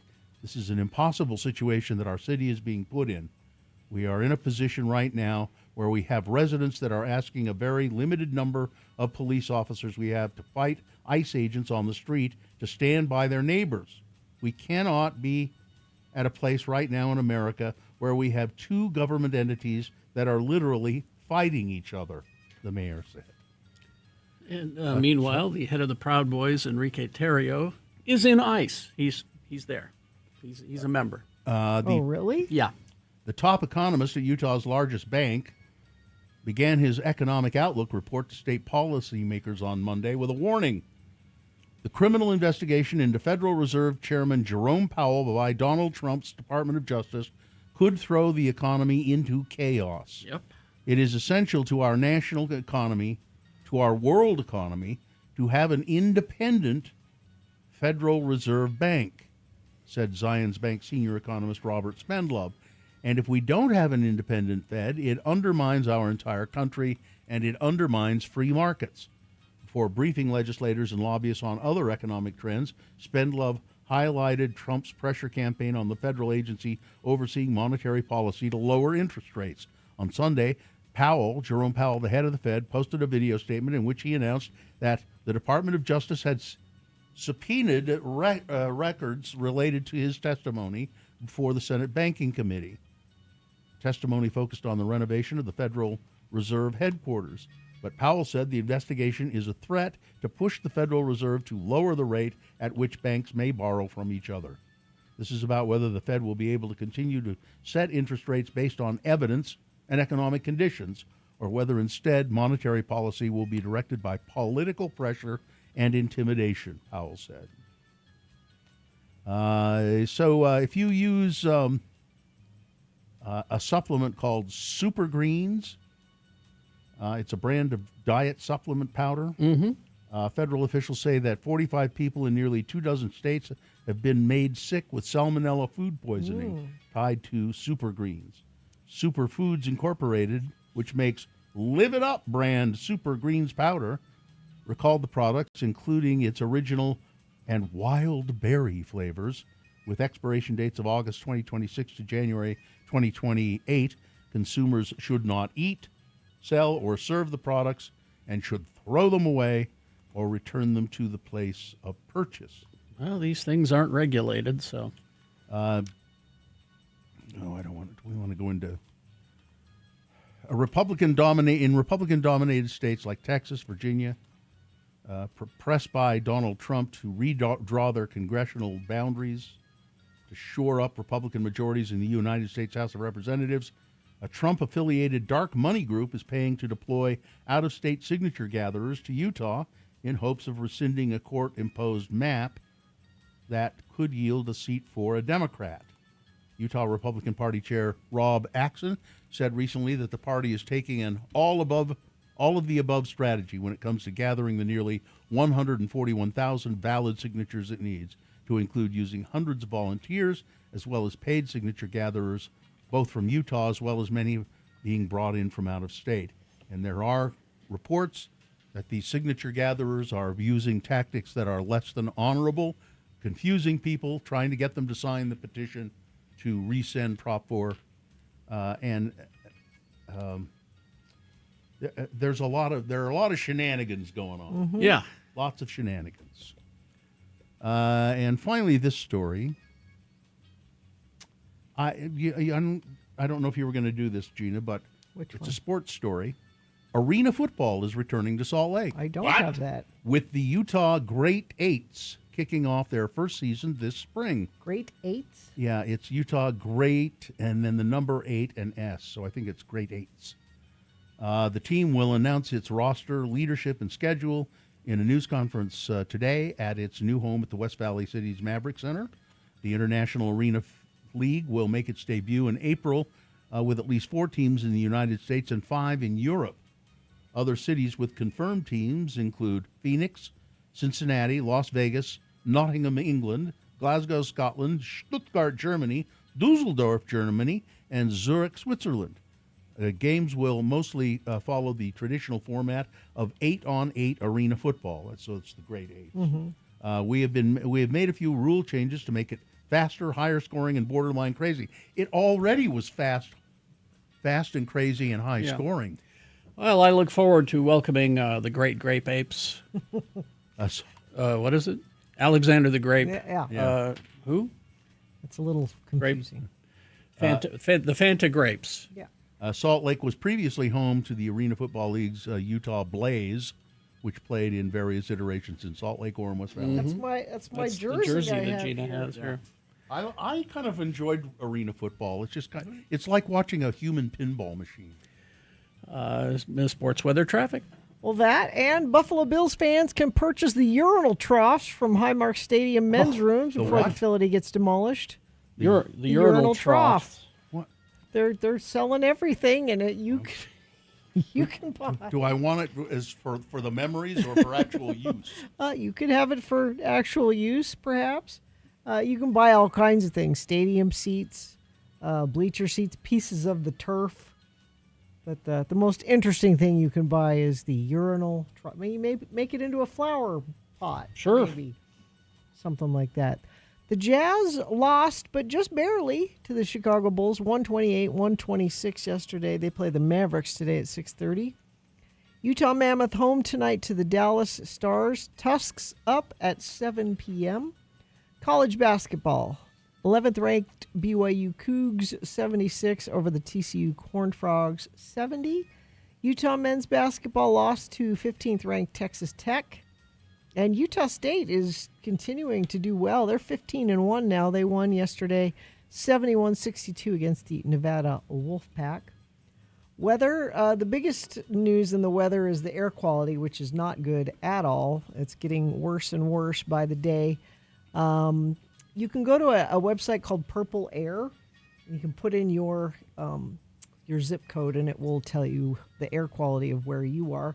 Probably good to check that out if you were planning on doing something outside today. Try to limit your driving if you can to do your part to help out. High of 44 today, overnight low 27. Maybe on Saturday there's a little storm system coming through. Not that's going to bring us any snow or anything, but could mix the air up enough that maybe we get a little bit better air quality. Traffic we have, let's see. Crash southbound Legacy at 1275 North in Centerville. Crash northbound Bangor Highway 109th South in South Jordan, milepost 9. Northbound I-15 64 South in Midvale. And whatever you're seeing, you can text it to us. Somebody says, I live in Ogden and work in Salt Lake. I don't know what's up with traffic, but ever since I got on I-15, I-89 traffic has been extremely slow. I'm in Bountiful now, and we're still going 10 miles an hour. Thank you for sending that in at 33986. The Mystical World of Lorwyn returns in Magic the Gathering's newest set, Lorwyn Eclipsed. At Haster Games, you can explore the newest set with the sealed pre-release events on January 16th and 17th. Haster Games, 6831 South State. All right, so we'll take a break. We'll be back. Robert Gerke from the Salt Lake Tribune is here. Stand by for that.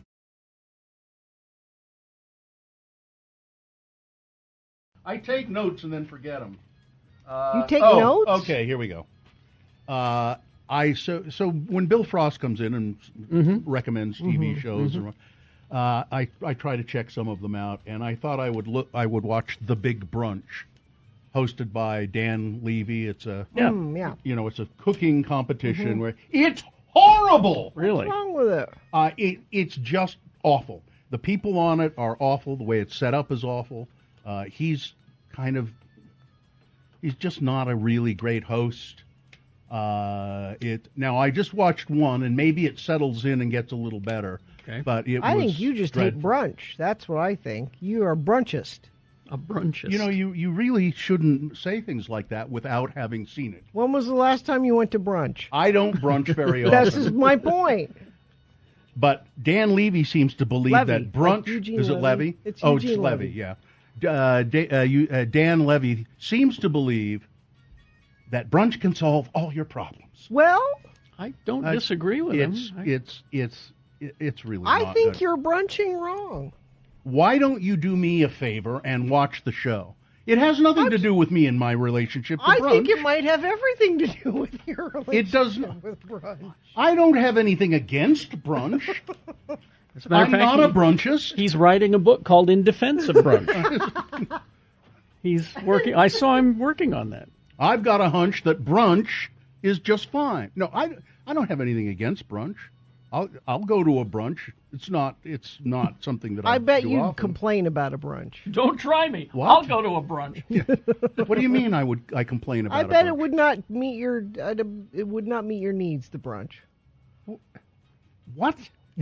What are you talking about? If it was a brunch of nothing but liver, yes, that would not be good. Who would do that though? Nobody. Like because there's brunch buffets, but then there's just a brunch where you order off the menu. Yeah, I don't think that's brunch. Ordering off the menu doesn't count as brunch? I don't it think has so. to be a buffet? Really? I think kind of, yeah. No, I disagree. I think it has to be a buffet. Some of the more wonderful brunches I've had were off the menu. No, but you don't, because when you go to a brunch, you want to be able to, You go to the omelet station? Yeah, go to the omelet station. And usually they'll have a roast beef. When I go to brunch, I don't want to get up from my table. I want everything brought to me as though I am the king. Well, so we have our own theories about brunch, but nevertheless, the show The Big Brunch sucks. That's what we're. It really does. Right. Okay. Well, now I have to watch it and see. I'm not a brunchist. The judges are terrible. It's just not good. What are they judging? The food? Yeah, now what we want you to do here is we want you to make an egg dish that represents your personality and your goals in life. What? That's okay. Scrambled's out. Really? I mean, everything is every dish that they do is kind of geared that way. Really? Well, you're poached, Bill. Clearly, we want you to make an egg dish that tells us about your past. What? Historical eggs? I mean, that's what it's like, and it's terrible. It's a terrible show. I like brunch just fine. Now, if I were a good morning radio DJ, I'd be writing a parody song right now, done to the tune of "King of Pain" by the Police, "King of Brunch." King of Brunch. Because I am the king of brunch. Yes. There's a pitcher of mimosas on the table today. The same old. Yeah. I would. Well, I'm not a very good morning DJ. No. Well, you need time to do these things. No. All right.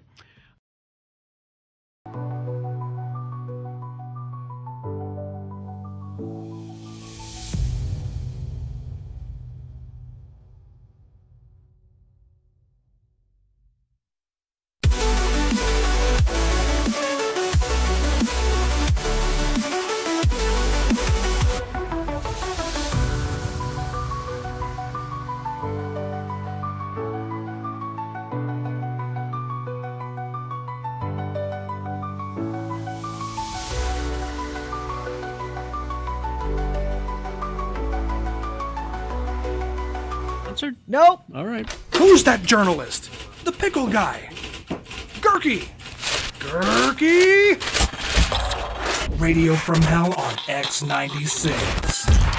It's Robert Gurky. He is here. He is. He started at the Salt Lake Tribune. How many years ago? Well, it was 21 years ago. Started in the mailroom. Wow. Worked his way up to being an ace reporter. That's right. At the Salt Lake Tribune. It's a lesson, kids. Stick to it.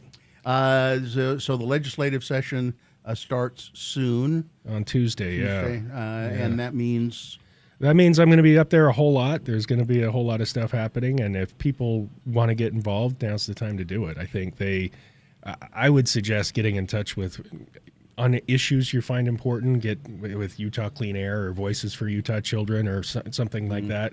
They'll keep you up to speed and tell you, kind of coach you through how to interact with your legislator. But people can get involved in it, and it's going to start out kind of slow, but by late February, early March, it's going to be chaotic. By the time we get to Sine Die, it's going to be. Can't come soon enough, if you ask me. So the next time we see you on the show, I'll still do the show. You guys are my number one. Well, we're a priority. Well, but I'm saying, so the next time we see you, you won't be dressing like a bum.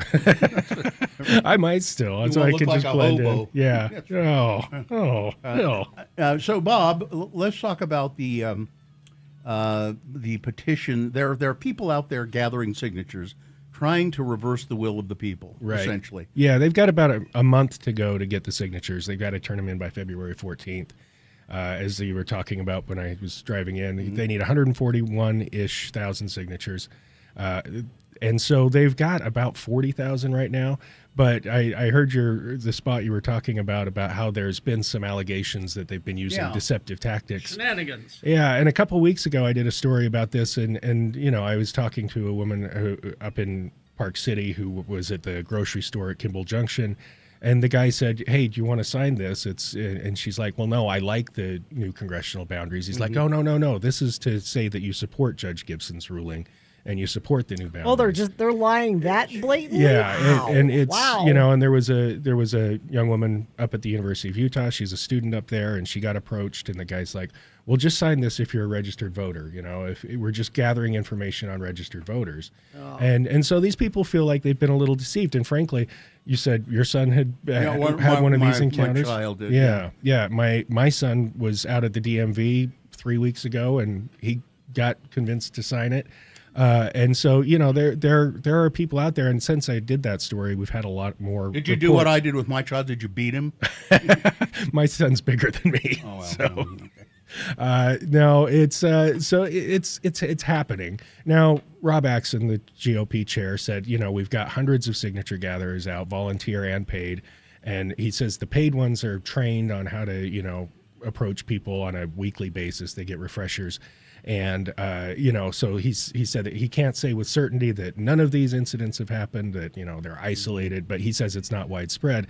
But we've heard enough from people that, you know, it starts raising questions. And you know, the good news, I guess, is if you did end up signing, you can get your name taken off. How do you do that? So there's a website. There's a website. So each county clerk seems to be doing it a little bit differently, but you need to print out a paper form and fill it out and sign it and send it back to your clerk or drop it off at your clerk's office. If you want to contact the Salt Lake County clerk, Carrie, you said they have a website up. They didn't before, but saltlakecounty.gov/clerk/elections signature removal request. Yeah, you should probably post them. And it's just a short little form. It's your name, your address, I think your driver's license But you have number. to physically. You can't email it back. Well, so the Utah County clerk said if you print it out and sign it and take a picture of it, you can email it in. The Salt Lake County clerk, when I talked to him before, they said they need the physical form, so you either need to mail it in or take it into the office. And it's as simple as that. But you know, the fact of the matter is that there are people who are having to take advantage of this. The Salt Lake County clerk, Lanny, I'm blanking on Lanny's name. Chapman. Thank you. Told me, but you know that they've been getting reports of people who say that they've been deceived into signing and they want to take it off. I'm getting a bunch of texts about people who were deceived. Yeah. I remember I signed the other petition before in 2018. The Better Boundaries petition. Yeah, Better Boundaries petition, and it seems to me at the time they handed me a slip of paper. Yeah, they're required to do handed that. me a slip of paper, said, if you change your mind here, this tells you how to get your name off. Yeah, they're required to do that by law. And one of the interesting things. Well, they didn't do that with my kid. Oh, okay. Well, they don't care about the laws. The looking at where they've got their signatures right now, though, it's pretty interesting. They're doing really well in southern Utah. But up in northern Utah, especially Davis and Weber counties, they're way behind where they want to be right now. And with a month left to go, they've probably still got tens of thousands of signatures they need to get. So looks like we'll have this new congressional district for sure. For 2026, it looks like we'll have it. And that means we very likely will get a Democrat into the Congress. Yeah, it's about a 17-point Democratic advantage in that district. And right now the legislature is they've notified the Supreme Court that they plan to appeal the ruling from Judge Gibson. The Supreme Court has ruled against them several times during the course of this, and so it's kind of a Hail Mary that they're going to throw up. They still haven't actually filed their case. They've filed their notice of intent. So we're waiting on that, probably potentially this week, one would think. But. Now, Washington County, where St. George is, they said, we're not going to recognize that this new district, these new boundaries. We're going to stick with the old map. What does that mean? It doesn't mean much. It means they're mad. The fact of the matter is Washington County is going to be in the same congressional district regardless of whether we have the new map or the old map. Doesn't change anything. The for whole them. county's in one district. They're going to, their ballots are going to look the same. Yeah. They're going to vote the same. They're going to be counted the same. The lieutenant governor's office said that it doesn't impact their, ability to run the election, because they're not in the new district and they're not in any of the other districts that are directly impacted. But it does kind of show the legislature, they passed a resolution before the end of the year condemning the judge's ruling and the selection of the new map and saying that they reject the new map. Nobody really knows what that means. They're proceeding with the map that the judge picked as presumably being the one that's going to be on the ballot in 2026, and all these people have filed or are out gathering signatures to run for that seat. It's a crowded Democratic field, yeah. And then there's Trevor Lee. Trevor Lee, representative from Layton, I think he is. Yeah, and yeah. He is so he wants to change Harvey Milk Boulevard to Charlie Kirk. Kirk Boulevard. And he also what was he was talking about? He's got this guy running for office from Ogden, Riverdale,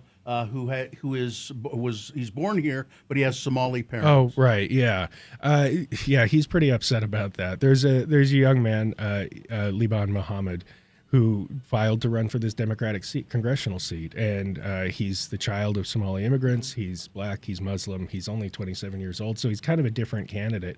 And the backlash against his announcement has been pretty remarkable. I mean, it went national, and he was getting a lot of hate from, And Trevor Lee posted, when you offer incentives to immigrants, this is what happens. Right. And now, what are you supposed to take from that? Well, I mean, Trevor is very much anti-immigrant, and Liban Muhammad has worked for Meta. He's worked for TikTok in Washington and in Utah. He's not like a gold bricker. He's not living off the dole. Yeah. He's been a productive young person and achieved he's a quite a citizen. bit. And he is a citizen. He was born here. That's the most fundamental part of it. And so, Trevor's upset about that. He's got legislation this year that will make it a crime to rent to anybody who's undocumented, which I think the landlords are going to probably have a problem with.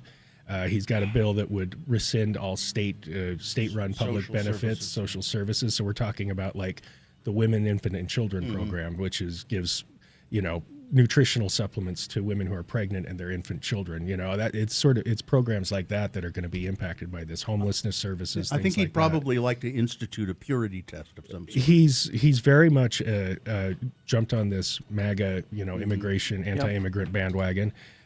Although he was on it before, frankly. One of the interesting things, though, is he got a challenger in his upcoming election from a former Davis County Commissioner, Bob Stevenson, who's a veteran political figure. Republican. A Republican. And so, he might have his hands full in the upcoming election. I hope so. All right. Yeah. These signature gatherers are being quite deceptive. I'm getting more and more texts of people saying, how do I get my name off I of just this? posted on Twitter a link to where and how you can have your name removed if you feel like you were misled. That's Salt Lake County. Are they supposed to be giving you a slip of paper that says how you can get? Well, unless they change the law, they're supposed to notify you. They're not. So contact your county clerk's office. And It's like I said. There's most of them have a website with a form. You're going to need to print the form out. It's a little bit labor intensive, but it can be done. And it's if you feel like you've been deceived, it's probably worth doing. Yep. All right, Robert Gerke, thank you. You can find his work covering the legislature and all, sltrib.com. I'll see you in 2 weeks. I'll be all gussied up. I'll wear a tie for Thank you, Gerke. Put on some cologne, too, would you? Do I smell that bad? Oh, man. All right. Thanks, guys. Thanks, Bob. Crash northbound I-15, 6 north in Salt Lake, milepost at 309. Crash eastbound Bangor 6 west in Draper. Let's see, southbound Legacy in Centerville, milepost 8. There's an accident there. And northbound Bangor Highway 109 south in South Jordan. And as always, you can text us and let us know what you're seeing, 33986. All right. Thank you very much. KXRK Provo. We will take a break. We will be back after these and a song with the Boner Recap game. All you got to do is tell us who won the boner this morning, and you'll win a prize. So what is the prize? Tickets to Loveland Living Planet Aquarium. You get the aquarium tickets. Maybe you'll come and see us when we're doing our show there. All right. 877-602-9696 for aquarium tickets. All you got to do is play the boner recap game. If you were listening, you know who won the boner. If you weren't listening, cheat. Go to x96.com, look for the box that says Boners January 15, 2026. Click on there, and it'll give you the winner's proper, answer, all that. Okay. Stand by for all of that on the way. Larson, HVAC, and Plumbing. Hi, Sean. He's probably listening. Probably.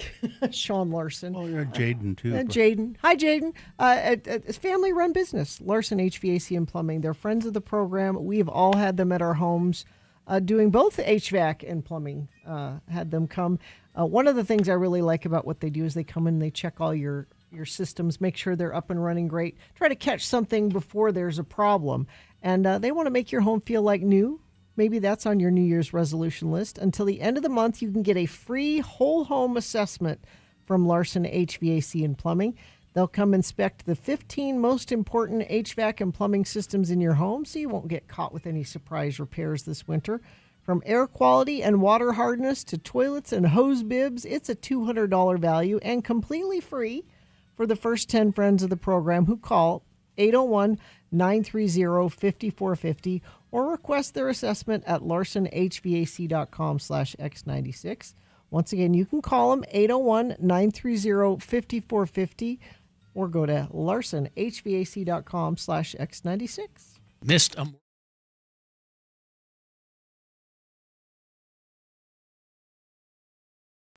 Anyway, so Pride yesterday, and we still haven't determined really how many years we've done this parade. I don't know as I've ever missed one since we started. I missed one. I can't. Were you out of town? I was out of town, yeah. I can't recall missing one. But always a really good time. And I remember the very first time that we did it, I knew that a lot of our listeners would be there. I had a pretty good sense of that, but I was overwhelmed by the reception. And it's just been great every single year.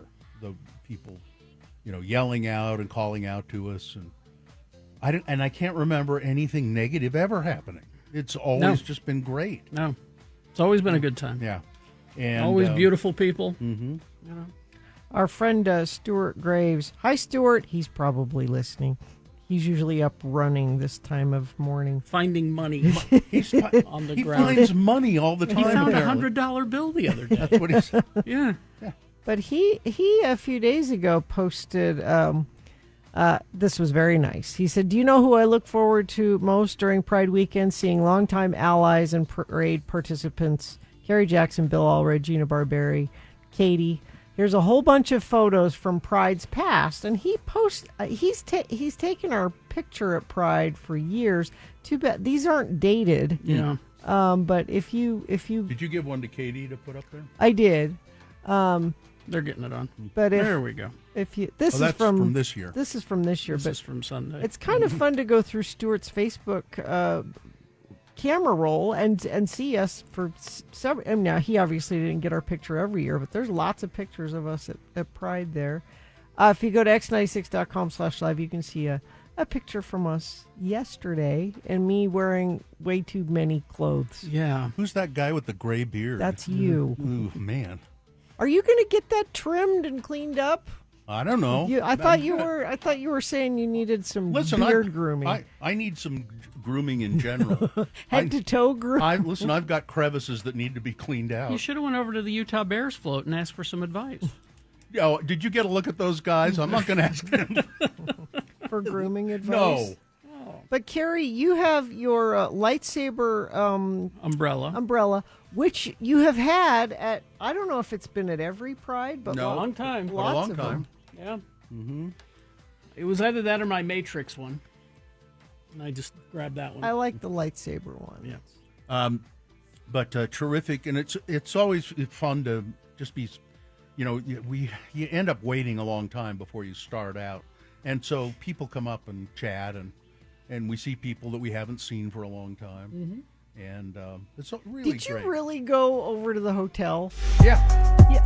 That's not. Tell everybody what you did. By the way, this is like what I mean. 10 Did you o'clock go in check the out the bar? morning. It wasn't open. It wasn't open? No, Oh, there's. it's a lovely bar. It's too early. Oh. You would have really gone and gotten a drink at 10 o'clock in the morning. Yeah, I would have gone a he's not gin, driving. a gin and tonic. Sure, why not? I mean, I picked you up. You weren't yeah, I would have gone a morning gin and tonic. He's not driving. It was hot, and it was getting to mean, be like, 11. I've done that. I don't know why it feels different at the St. Patrick's Day parade when we have coffee and they put a little splash of Irish whiskey in the coffee. Why that seems different than just going over to the bar and getting a gin and tonic at 10 in the morning. Well, I couldn't because it's I not know, open till but you- 11. But I you don't think. wanted it. Yeah, sure. I thought, well, I'll just go check and see. The inside of the hotel, that's the Hyatt Regency. Really, Very nice. Really nice. Huge lobby. I mean, it's enormous. Oh no, we missed this. Steph said there was a pop-up bar in front of the Salt Palace. Really? Yeah, we missed that. Yeah, I think somebody's mentioned that to me, but by that time I didn't want to walk down there. So. Well, I just would get too sleepy. To me, it wakes me up. It wakes you up. It's an eye opener. But terrific people, thank you so much. I have a bone to pick with the Pride organizers. Oh no! What's that? So they have announcer booths, stands. This is not their fault. And they're the ones who do it. No, we provide them that information. Yes. They didn't come up with that. I don't think we gave them anything. No. Yeah, we must not have. No, that comes from us, not That them. does. Yeah. If that script came from us, then somebody needs to have a stern talking. Yes. To. Yes. Because Broadway Media. No one knows who who's Broadway that? Media is. Yeah. You know. No, that's not Pride. That's No. no. Yeah, we provide that. I thought they wrote the script. No, they don't. We provide that script. Well, then somebody here needs to Yes. be let go. Now I know what it they was were. that bad. So they were saying what Bill's talking about is as the parade goes, there are different stations along the way where they have an announcer that tells you what the next entry is into the and when our entry came by, instead of it saying, and up next we have X96 and Radio from Hell and now Bob and the Mix. And, Yeah. Yeah. it just said Broadway And Media. Big Buddha Yeah. and so forth and so on. And people don't know what Yeah. that is. It's Broadway Media bringing together a coalition of good feelings and dance moves for a quarter of a century. What? It means nothing. Dreadful. All right. Traffic, Gina, please.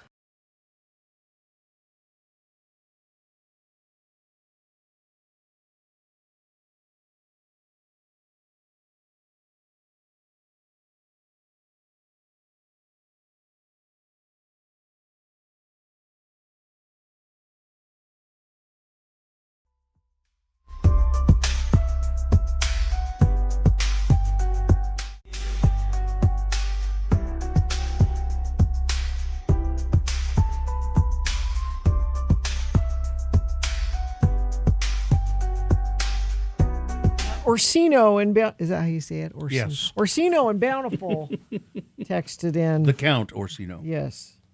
Just to say, hear ye. In Bountiful. In Bountiful. Orsino. Yes. Bountiful. Orsino. Will it ever be Kirk, Spock, and McCoy, or Uhura? It might. You know, Never know. You know, I've heard that song that we just played like 7 million times. Yes. And but I decided to listen to it and focus on something specific, the drumming. Yes. And I just focused on that only, and it's remarkably Trey steady, Cool. remarkably steady drumming. Yeah. It's very crisp, and so I found something. Even though I've heard that song a million times, I found something in it that was interesting to me. It's what you got to try and do sometimes, I guess. I suppose. Hey, should we do the Boner recap though? Well, all right. Then we have to have somebody on the phone. All right. Let me see what the randomizer has to say. Let's go with Jared. Jared, good morning. How's it going? Good. It's going well, Jared. Thanks for asking. How about for you? It's going really well. Getting ready to start a flooring job. A what job? A flooring job. Flooring What kind of flooring are you putting in? Today we're doing some engineered hardwood. I'm a general contractor. I kind of do a little bit of everything, but today we're putting in some floors. You like doing that? You find that kind of satisfying work? Floors aren't my very favorite, but I love building things. I love taking stuff that's either going from nothing to something cool, or something real beat up and making it nice again. That's something. Nice. It's That's absolutely something I admire because I can't do any of that kind of thing. I have no. Yeah, hey, Bill. I don't know if you remember. I've talked to you before, but you went to high school with my dad. Oh yeah, what's your dad's name? Mike Voss. Yeah, I remember Yes, that. sir. Mhm. Well, Jared, we're going to make sure you get a prize here, okay?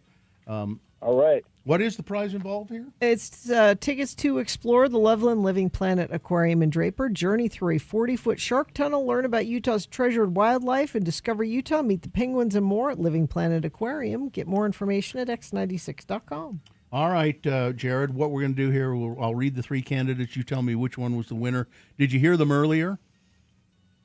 I heard part of them. Well, you'll do fine.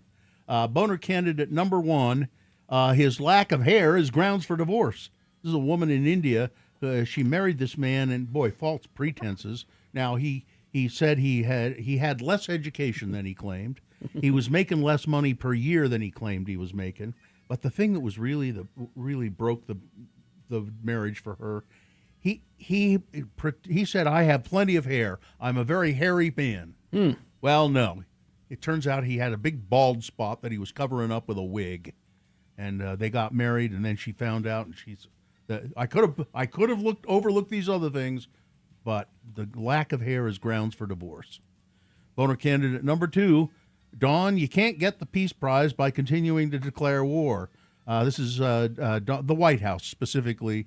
They said that we've ended the war on protein. There was never. No. There wasn't a war. There wasn't a war on protein. No. And it's like saying we're fighting against the war on Christmas. There's never been a war on Christmas. Never. This is again. They made up something to get outraged about. I think there is a war on. Donald Trump has declared war on showers, though. So that may be actual war. And then Boner candidate number three, I hope he don't crap. And then, of course, he crapped. These two guys, two yahoos in Texas, decide, I know what we're going to do. Let's ride our horse. We'll go into the Target there and ride our horse around in the Target. We'll get clicks for sure. So two guys sitting on a horse, and the guy in the back was taking a lot of video. And then you could hear the guy in the back sitting on the back of the horse saying, well, I hope you don't crap. I hope you don't crap. Oh, yeah. And then sure enough. Then he crapped. Yep. Sure enough. So those were the three candidates, Jared. Which one was the winner? I think it was Boner candidate number two. You are correct, sir. You're a winner. You're going to get those tickets, and I hope you have a good day laying floors. Thank you. Can I do a plug for my company? Sure. All right. It's Shaolin Hardware and Finish. Okay. And you can reach me at shaolinhardwareandfinish@gmail.com. All right. All right. There you go. Thank you, sir. Thank you, Jared. Right. Hang on, Jared. Thanks, guys. All right. I'm surprised more people don't do that. Yeah, because take advantage of their. We're really lax about that sort of thing. We're very liberal with, oh, sure, go ahead, whatever. I was just looking up vinyl flooring. Well, when he said that he was doing flooring, and I remember there used to be just sheets of that stuff, and you'd roll them out on the kitchen floor and glue them down. Yeah, now it's all very fancy. It's very fancy. It now. looks like real stuff. Yeah, they have. I mean, they have flooring that is not real wood, but pretty good. Looks like real wood. Mm-hmm. Well, ours is ceramic, but it looks like wood. It looks like wood. Yeah. Oh, ceramic that looks like wood. Yeah. It's just they put grain in it. And yeah. Just tile. It's quite it's quite an art. You know, they used to do furniture, a lot of furniture, and people who could draw wood grain on furniture. I was mostly just trying to remember the name of the stuff. The linoleum? Was it linoleum? Yeah. Okay, that's what I was looking for. Yeah, I couldn't find it.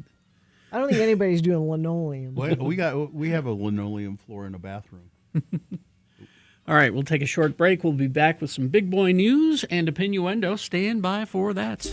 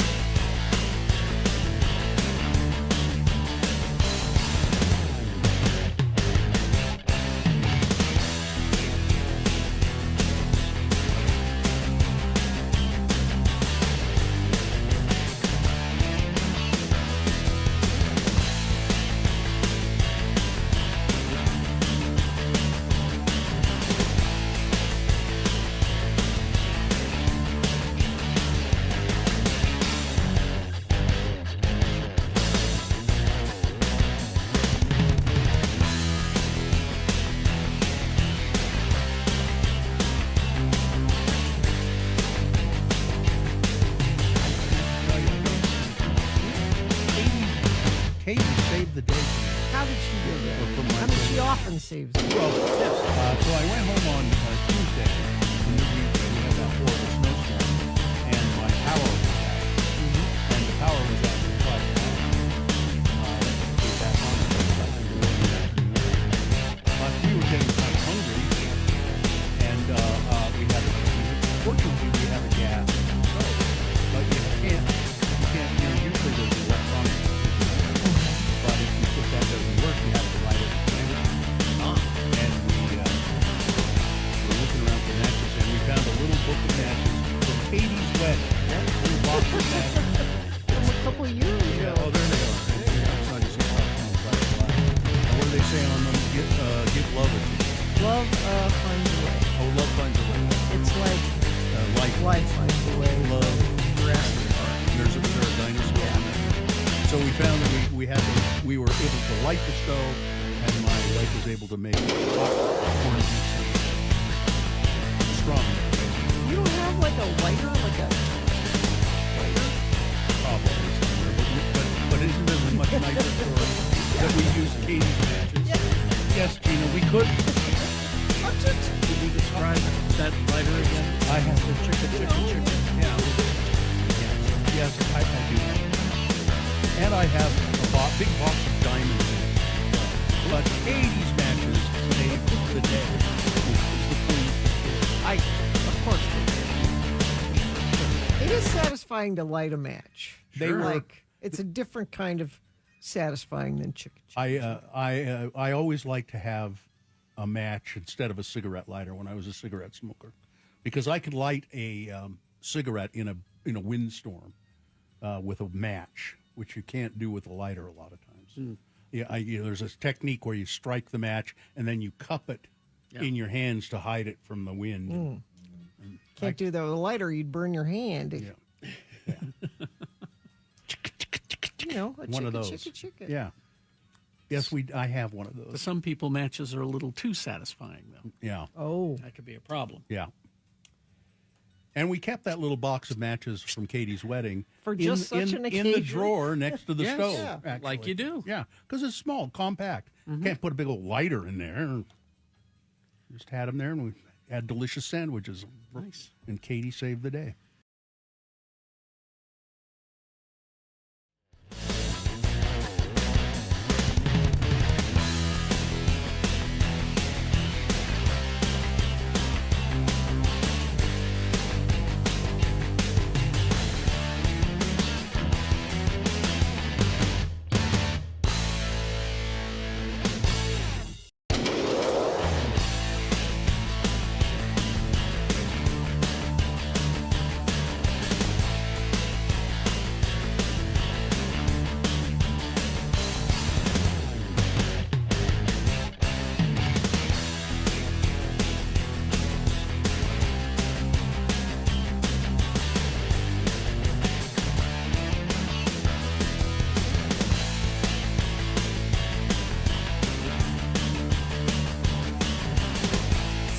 right, it's 9:20.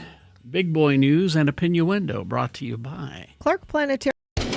Lost Wolves of Yellowstone, starting on January 17th, a breathtaking IMAX journey into the dramatic reintroduction of wolves to Yellowstone National Park, an epic story of survival, controversy, and the wild's return. Tickets available at clarkplanetarium.org. And, of course, the views expressed on X96's Radio from Hell show do not necessarily reflect the opinions of Broadway Media, its management, owners, or advertisers. This program is intended for mature audiences. Parental discretion is advised.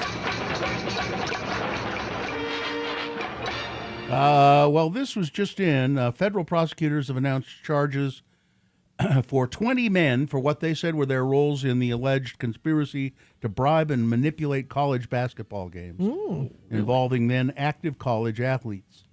The scheme, according to federal prosecutors, involved 2 men who were also indicted this fall for their alleged role in NBA sports gambling scheme, as well as former LSU and NBA player Antonio Blakeney. Prosecutors said that the scheme ultimately included 39 college basketball players on more than 17 teams who shaved points in more than 29 Division I games. Shane Hennon and Marv Fairley, 2 men who were indicted in the federal district in New York in October, worked with Blakeney and a number of others to manipulate college basketball games during the 2023-24 and 24-25 seasons, according to the indictment brought by the U.S. Attorney's Office. This makes it hard for everybody else who's not doing this, because then people get skeptical of all of college basketball. They worked with others to recruit college players with bribes and then asked them to help fix games so that their teams would not cover the spread, the number of points by which a sportsbook predicted a team would lose its game. The players, prosecutors say, were offered up between $10,000 and $30,000 for each game. It was far-ranging, including players on DePaul, Nicholas State, Tulane, LaSalle, Fordham, Northwestern, St. Louis, Buffalo, Robert Morris, Southern Miss, North Carolina. This is huge. Yeah, I mean, it's just an astonishing number of people who were willing to do this. Gambling's gotten crazy. It's a very deep story, and it's reported on The Athletic. Timothy Busfield faces a new allegation of sexual misconduct as prosecutors seek to hold him without bail on child sex abuse charges. It's now being alleged that Busfield groped a 16-year-old actress auditioning at Sacramento's B Street Theater several years ago. Court filings claim that he kissed her and put his hand down her pants.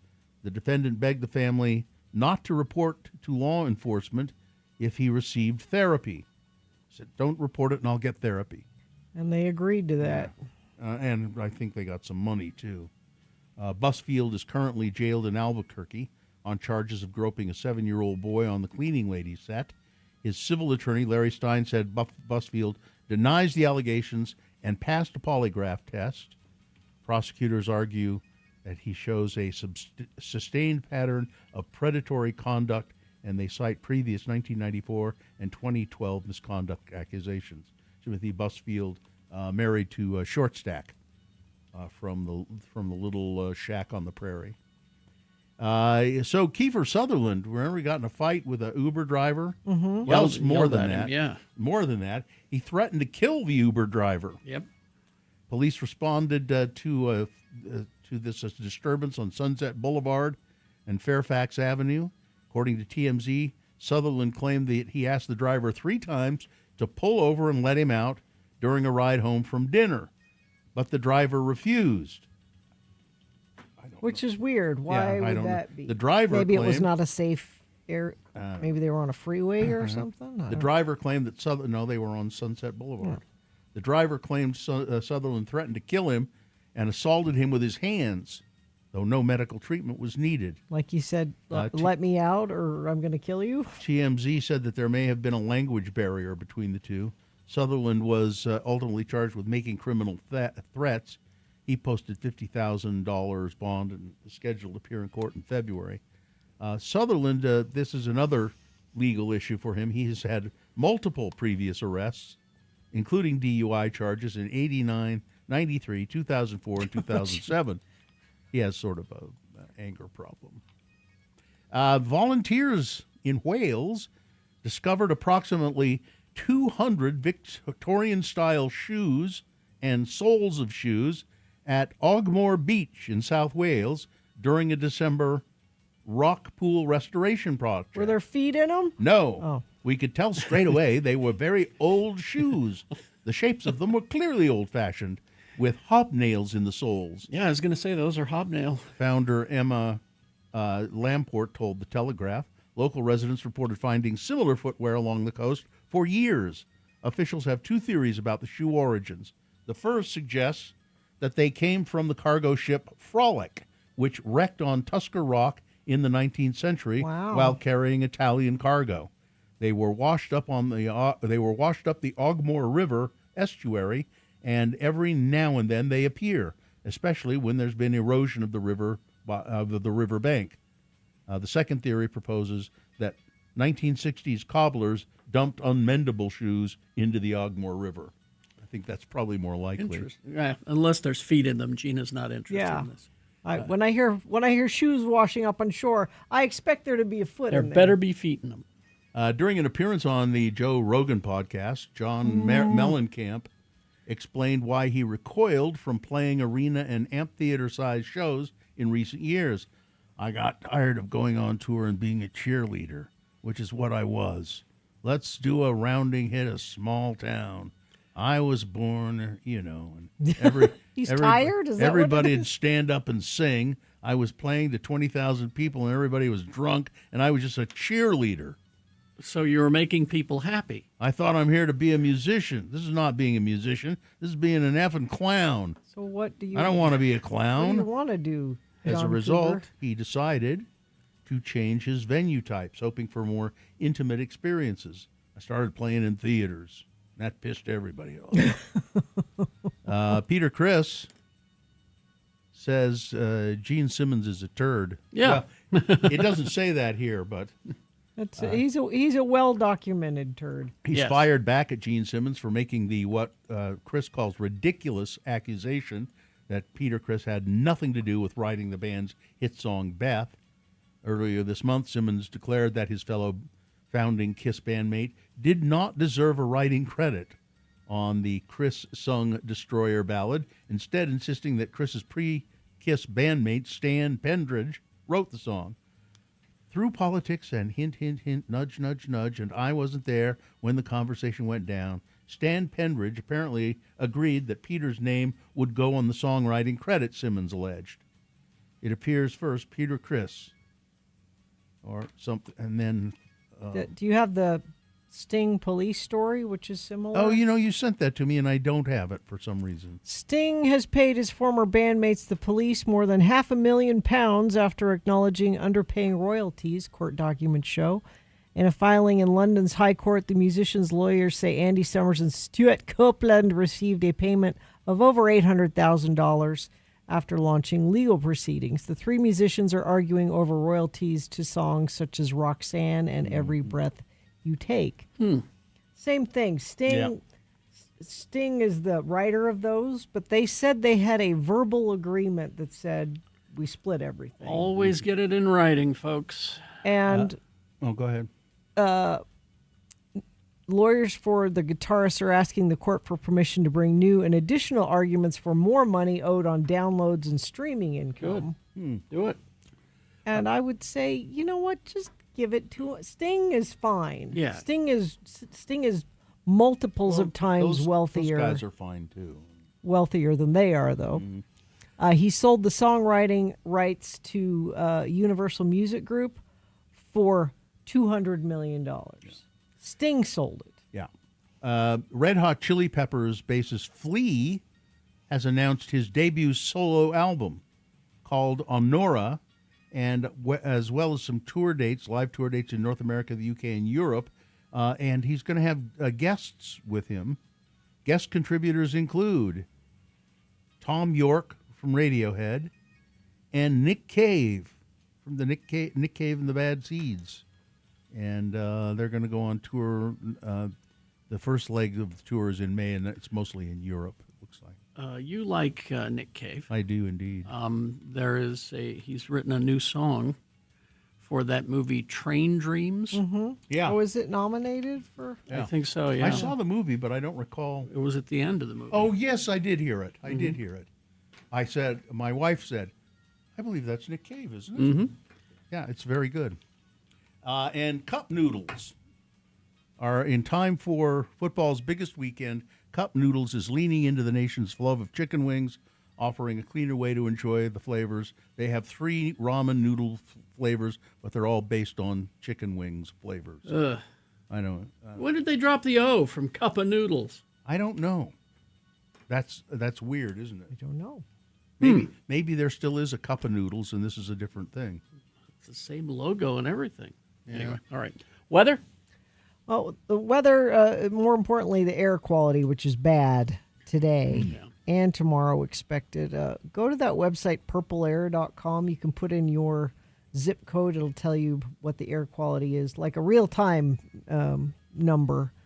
Good to keep an eye on that, especially if you're planning on spending some time outside today. Also, try to limit your driving if you can. Be part of the solution, not problem.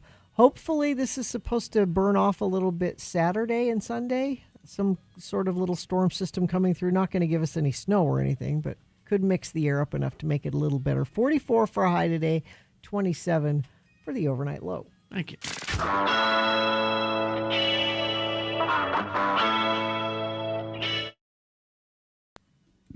I very seldom use money anymore. Cash money? Cash money. I just use my card, and but I paid for something in cash. I had a couple of $10 bills in my wallet that had been there forever, and so they go bad if you don't use them. And so, no, they don't. That's misinformation, Gina. What are you trying to get us canceled? You're going to get us thrown off the air for that kind of misinformation. But I got coins in change, and there's something wrong with them. What do you mean? I mean, I haven't had.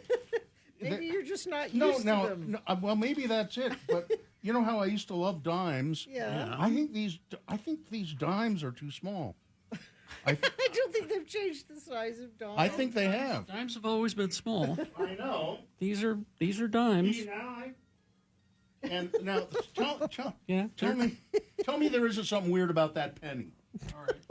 It's too light. Penny? It's too you thin. Have a penny? I hate to inform you, it's a penny. I think I have some real dimes. You're starting a conspiracy theory here. No, they've taken some of the metal out of these coins. They're lighter. Well, I don't think they did, because if you're using a coin-operated machine, who is doing that? It wouldn't register anymore. I don't think anybody's. I have Googled, have dimes changed? Yes.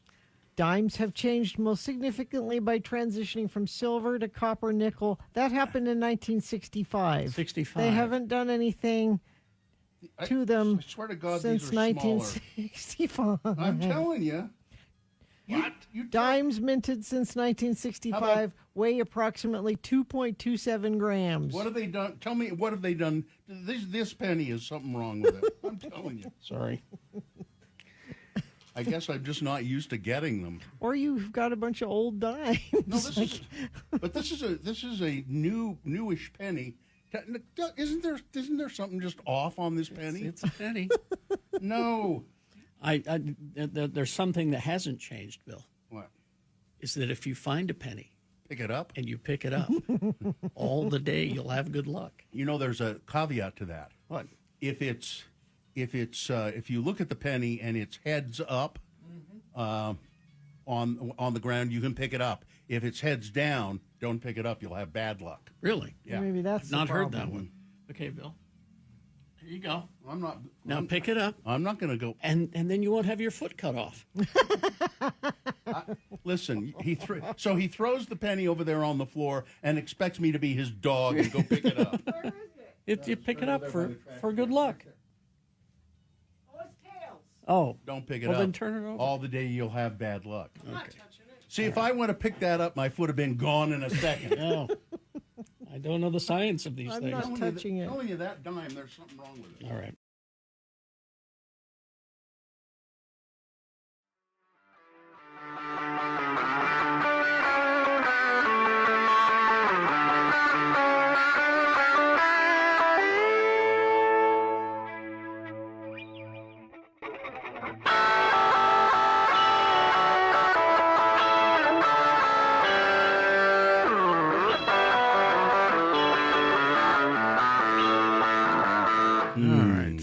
I have, one of those. What? It's A pain in the... No, it's a list. Sore? Oh, a list. I have a list. Oh, okay. Here we go. It's Radio from Hell with another list, because people love a good list. X96. It's a tough love celebrity list. Oh, what's that? How so? Celebrities who have cut their children out of their will. Oh, this makes me feel bad. 'Cause I got cut out of my will. I got cut out of the will. It's terrible. In the glittering world of the elite, we often assume that fame and fortune are hereditary rights passed down like a family crest from one generation to the next. However, some of the world's most successful entertainers and tycoons, the ultimate act of parenting wasn't a trust fund, but a tough love lesson in self-reliance. Number one on the list. Okay. Joan Crawford, as documented in Mommy Dearest. Of course. It's just a spite. At the end of it, by the way, you're not included in the will. In the will. Tony Curtis. He cut Jamie Lee out of the will? He did. But they're back on speaking terms, though. He shocked his 5 children, including Scream Queen Jamie Lee Curtis, when it was revealed he had rewritten his estate plan just months before his passing. He's gone. Oh. Left his entire fortune to his 6th wife, Jill. Oh. Nothing for his other kids. Nothing. I was under the impression that they were... I guess not. I thought they had reconciled. Reconciled, yeah. Jackie Chan. Really? Yeah. Oh. He has a $400 million fortune, and he is not leaving it to his one son, JC. He says he can make his own money, and if he can't, he'd be wasting the money that I had earned. Mickey Rooney. After a career spanning nearly 9 decades, the former child star died with a primary estate valued at a meager $18,000, which he left entirely to his stepson, who had been his caregiver. His biological children were omitted because they were not there to help him in his last days. I believe his last wife was a Mormon lady. Oh, really? Church of Jesus Christ of Latter-day Saints, yeah. Kirk Douglas. Now, Michael Douglas obviously has his own money. Yeah, I was thinking back to Jamie Lee Curtis and Tony Curtis. She probably was doing okay. Yeah. You know, she didn't really... The elder Kirk ensured his family wealth would benefit underprivileged students and a litany of children's hospitals and didn't put any in his heirs' bank accounts. Huh. Jerry Lee Lewis. He was about 100 when he died. Kirk Douglas. Yeah. Jerry Lee Lewis.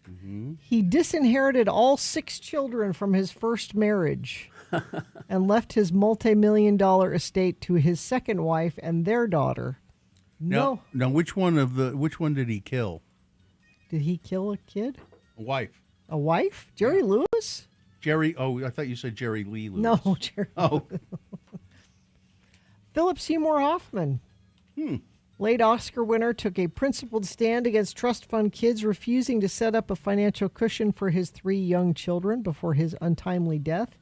He said he wanted that he thought an inheritance would zap his children's ambitions, so he did not leave them anything. So what is his son's name? Is Cooper the one that acts? He's an actor now. Yeah. James Brown. The godfather of Soul's estate was mired in over 15 years of litigation after he left the bulk of his fortune to a trust dedicated to educating underprivileged children in South Carolina and Georgia. His various heirs and children contested the will relentlessly. A settlement was finally reached in 2021, partially overturning, so maybe they got a little bit. I don't know. Papa, I need a brand new bag. Daniel Craig. Really? Huh. James Bond says the concept of inheritance is, quote, distasteful. Craig has 2 daughters and has been vocal about his plan to get rid of his estimated $160 million fortune, give it away to charitable causes. His philosophy is rooted in the old adage that if you die a rich man, you failed. He believes passing down massive sums of unearned capital creates psychological baggage. And finally, to go back to Sting. Okay. Former police frontman grew up in a working-class shipbuilding community and is determined to ensure his 6 children possess the same grit he used to climb to the top. Sting has publicly stated that there won't be much money left for his offspring to inherit because he and his wife are actively spending it on their lifestyle. He's famously described trust funds as albatrosses around a young person's neck, preferring that his children find their own vocational calling rather than lying on his $400 million catalog. Hasn't one of the most wealthy men in the world, Warren Buffett, said something similar about he not leaving money to his kids because they need to learn to work and so forth? I don't understand that. I don't need. Listen, I would love to have been the recipient of a gigantic inheritance. Yeah. Would you have been responsible with it, or would you have blown it? I don't know. I would assume that I would have continued to work. I mean, if I inherit, like 10 years ago, if I'd inherited a bunch of money, I would have been great. I would have thought that's great, and I don't have to worry about anything. But I wouldn't have stopped working. Yeah, I can't afford to retire. Yeah. And if I did, there's no inheritance. So, but if I won the lottery, would you retire? I would. You'd leave us? In a heartbeat. Sorry. I mean, I know Carrie well enough to know. There for a second. I'm sorry. And it wouldn't be with any kind of bitterness or anything. No, I'd wish both of you luck. And I'd say to Carrie, good for you. And I'd say to Katie, good luck as well. And then I'd back out of the building like this. That's like President Trump. Yeah. One finger victory salute. Okay. Jimmy John's, the Irish exit. That's what I would be doing. Yeah. Say, good for you. Nobody could have deserved this less than you do, Carrie. And I would have helped you guys, continue. Say, here's how everything is done and all that. Show us the ropes, but other than that, because you filed everything in a weird place. We'll never be Exactly. able to find it if you don't. By show design, Gina. Does it sound weird for me to say I hope you don't win the lottery? Then is that weird? It's kind of mean. I hope you win the lottery, Gina, Carrie. to win the lottery, you have to play the lottery, and I don't play the lottery. Don't play the lottery. Lottery don't mean squattery. All right. Well, thank you. We hope you'd enjoyed another list with Radio from Hell on X96. And Ed Brass wants to know who got Jerry Lee Lewis's giant pumpkin head. Huh? I don't know. I guess Jerry Lee had a giant pumpkin head. All right. We will take a break, play a song, crawl towards the exits. Coming up after these, it's the Utah Auto Expo. Now, what's great about this is that it's a no pressure situation. They're not there to pressure you to buy cars. They want it to be a relaxing way for you to see all the different vehicles, get up to speed on the new tech, because that's really why I like to go. I like to see what the new cars have in their dashboards now. It's the place to be, Utah Auto Expo, the place to check out new model vehicles from more than 30 brands in a relaxed, no-pressure 2-buy setting. See, rather than driving from dealership to dealership, you can see them all in one place in this non-selling environment. You can compare the vehicles from different manufacturers all under one roof. The vehicles are unlocked, open, and product specialists are on hand to answer your questions and demonstrate the new tech. Now, you can take test drives while you're there. You can try out any one of these cars, Chrysler, Dodge, Fiat, Ram, Toyota. Everyone's welcome. They will also have exotic cars and classic cars and custom tricked out off-road vehicles as well. But go and take a look at it. Utah Auto Expo, it's this weekend, 16th through the 19th at Mountain America Expo Center, Sandy. So go down and see them at Mountain America Expo Center in Sandy for the Utah Auto Expo. You can watch radio. Speaking of yesterday, my wife was out shopping. And she was grocery shopping, and she was at Whole Foods. and she ran into Dr. Jones, Gina's husband, Joe Jones. Our spouses do our shopping. What are the odds that he would be at Whole Foods? I said to my wife, that's the only place he shops Yes. for groceries, and she shops there, sporadically. Mm-hmm. There are certain things you when there are certain that's the only. I mean, I can't remember the last time I was at Whole Foods, but when there are times, when you have to find something specifically. And she said he was wandering through the aisles, and he had like a sad little tomato in his hand. A sad tomato. And he said, she said, I'm looking for stuff to make a caprese salad. Mhm. I'm the only one in my family who likes a caprese salad, which is, what is it? Mozzarella cheese, fresh mozzarella, and Sliced tomato and basil. And basil. Mhm. And so, Gina, I got this. Actually, this is a present for your husband if Katie's got it. Well, no, you said to wait. So. Well, I was hoping she would get the point that it would be, No, she's running to get it now. to be ready to You when said I said wait at the end. You said wait. I said no, that's not what I said. But at any rate, here comes the present, and I want you to take this home. This is actually a present for Joe. Oh, it's not a present for No, me. it's by extension it is, because it saves you the hassle of buying something that you don't want to buy, and then participating in a food stuff that you don't want to participate in. Did you bring me a salad? Well, no. Over there. Oh, is this like from your yard? It's basil from our yard. That's beautiful. It's a bunch of basil from our yard. Aw. It smells great, doesn't it? Yeah. It does. Yeah. And now, when my wife and I talked about this yesterday, she said, "Here, I'm going to give you." I'll give you a bunch of basil to take and have Gina give it to He Joe. will love that. And I said, "Oh yeah, that's a good idea. I'll do that." And I said, "But of course, she'll throw it out the window of her car on the way home, and never, he'll never get it."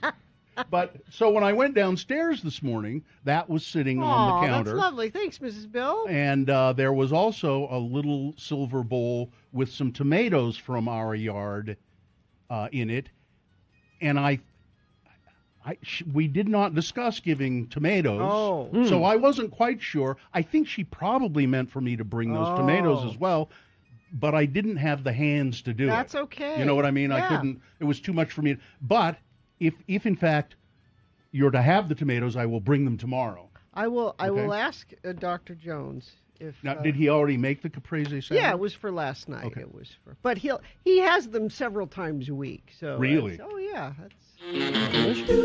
And it's not true that he's the only one that eats them. That's what apparently he well, said. Well, last night he was just buying dinner for the two of us. So out of the two, but if it's a family dinner for everyone, Mohammed loves a caprese. Everybody will eat it, but you is what Yeah, you're you saying. won't, because it's tomato and cheese.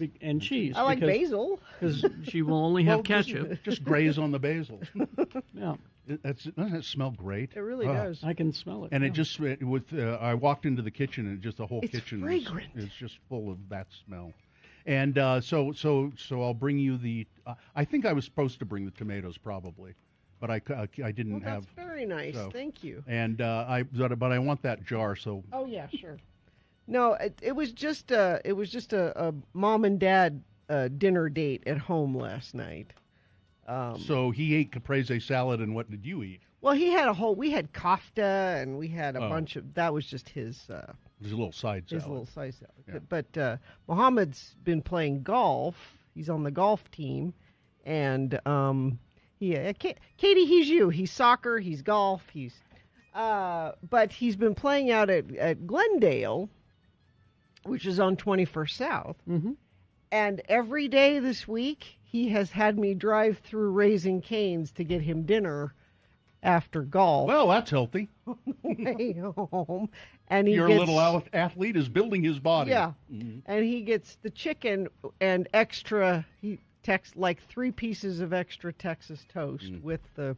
That's so healthy. Every day. Yeah. And then last night, I picked him up and I said, Dad's going to make dinner today. He's like, I can't wait for Dad to make dinner. You got to stop on the way. I'm like, okay, what do you want? He's like, well, I want Raising Cane's. I'm like, again with the Raising Cane's?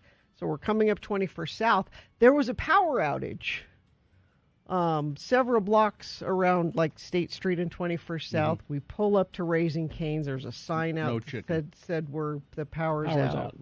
It was tragic. So, just to go back to the caprese, you should, you wouldn't like this, but your husband would like this. What my wife does with caprese, you get a big loaf of French bread, crusty I was French just bread. gonna say, that's cuts what- it in half. Yeah. Takes a lot of the bread out of it.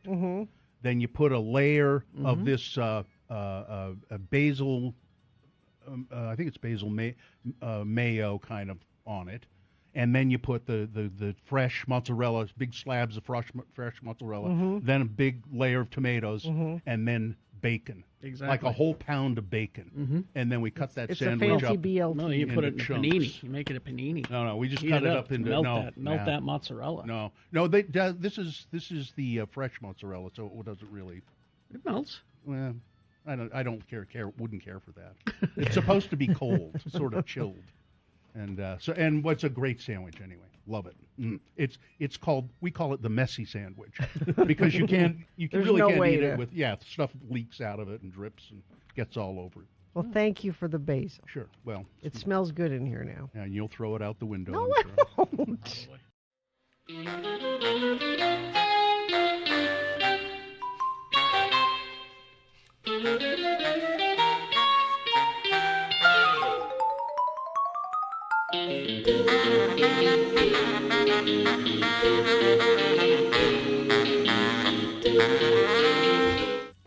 Obligatory Oblinken Park.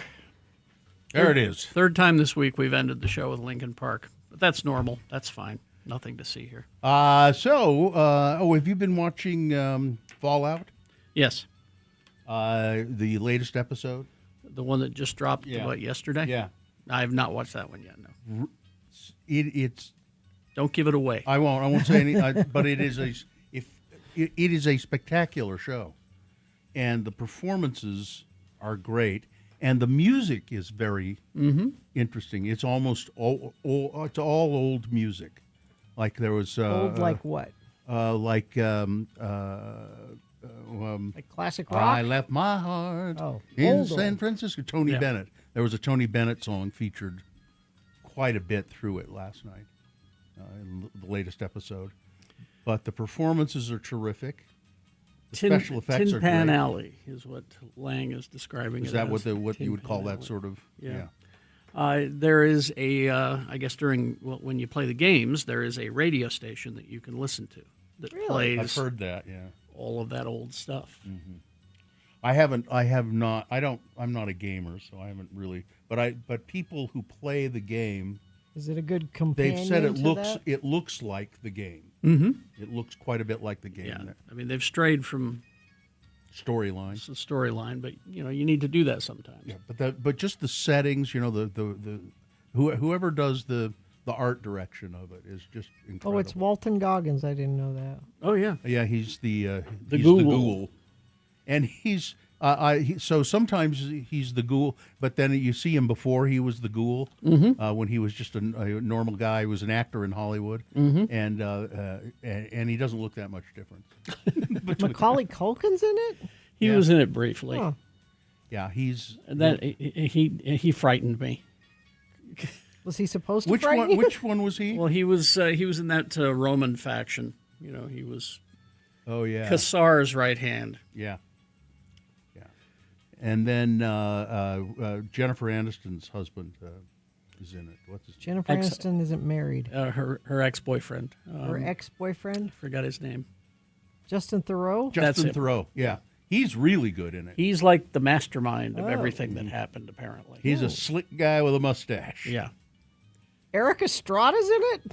Apparently. Yeah, hasn't showed up yet, I don't think. I'm just looking at the cast listing. I haven't watched this. I don't know. It's this great 50s aesthetic, retro future design that I love. Mm-hmm.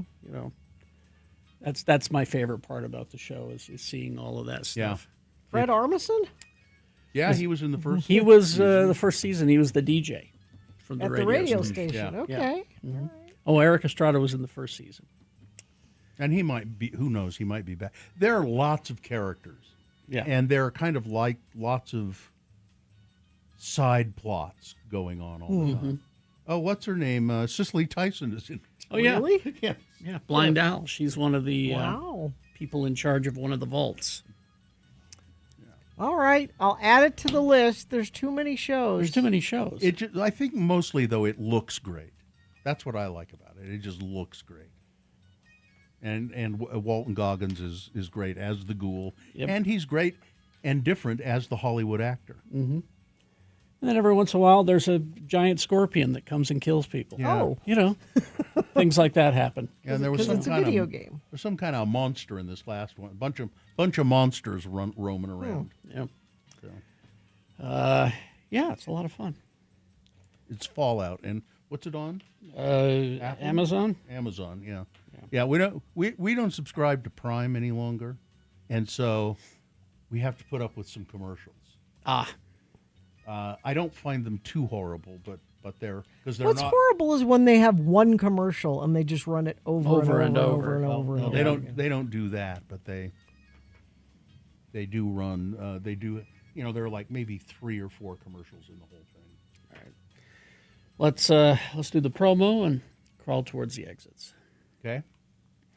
Mr. Allred, I'm Officer Jackson. Is there a problem, officer? Officer Barberi here, too. Oh, my. We're just here to make sure you show up in court tomorrow to present testimony. Boner candidates, to be specific. Oh, yes, officers. I will be there. I promise. Radio from Hell taking you into custody Friday morning here on X96. Oh, my. That's just because of your scam. Yeah, that's what I thought. Thanks a lot. Thanks for bringing that up. Now, apparently there's a Fallout-inspired competition show that's going to be put together. Like a game show? Like a live reality competition show kind of a thing that they've just agreed to, and they're going to work on it. It'll be a while before you see it. But So it'll be like people playing the video game, but for real. I have not read the article yet. They just announced this. It just crossed my Geek News desk stuff, just the headline. I haven't clicked on it yet. All right. Fine job as always, Katie. Live long and prosper, bitches. Don't you know who I am? There's too many shows. Nick is next.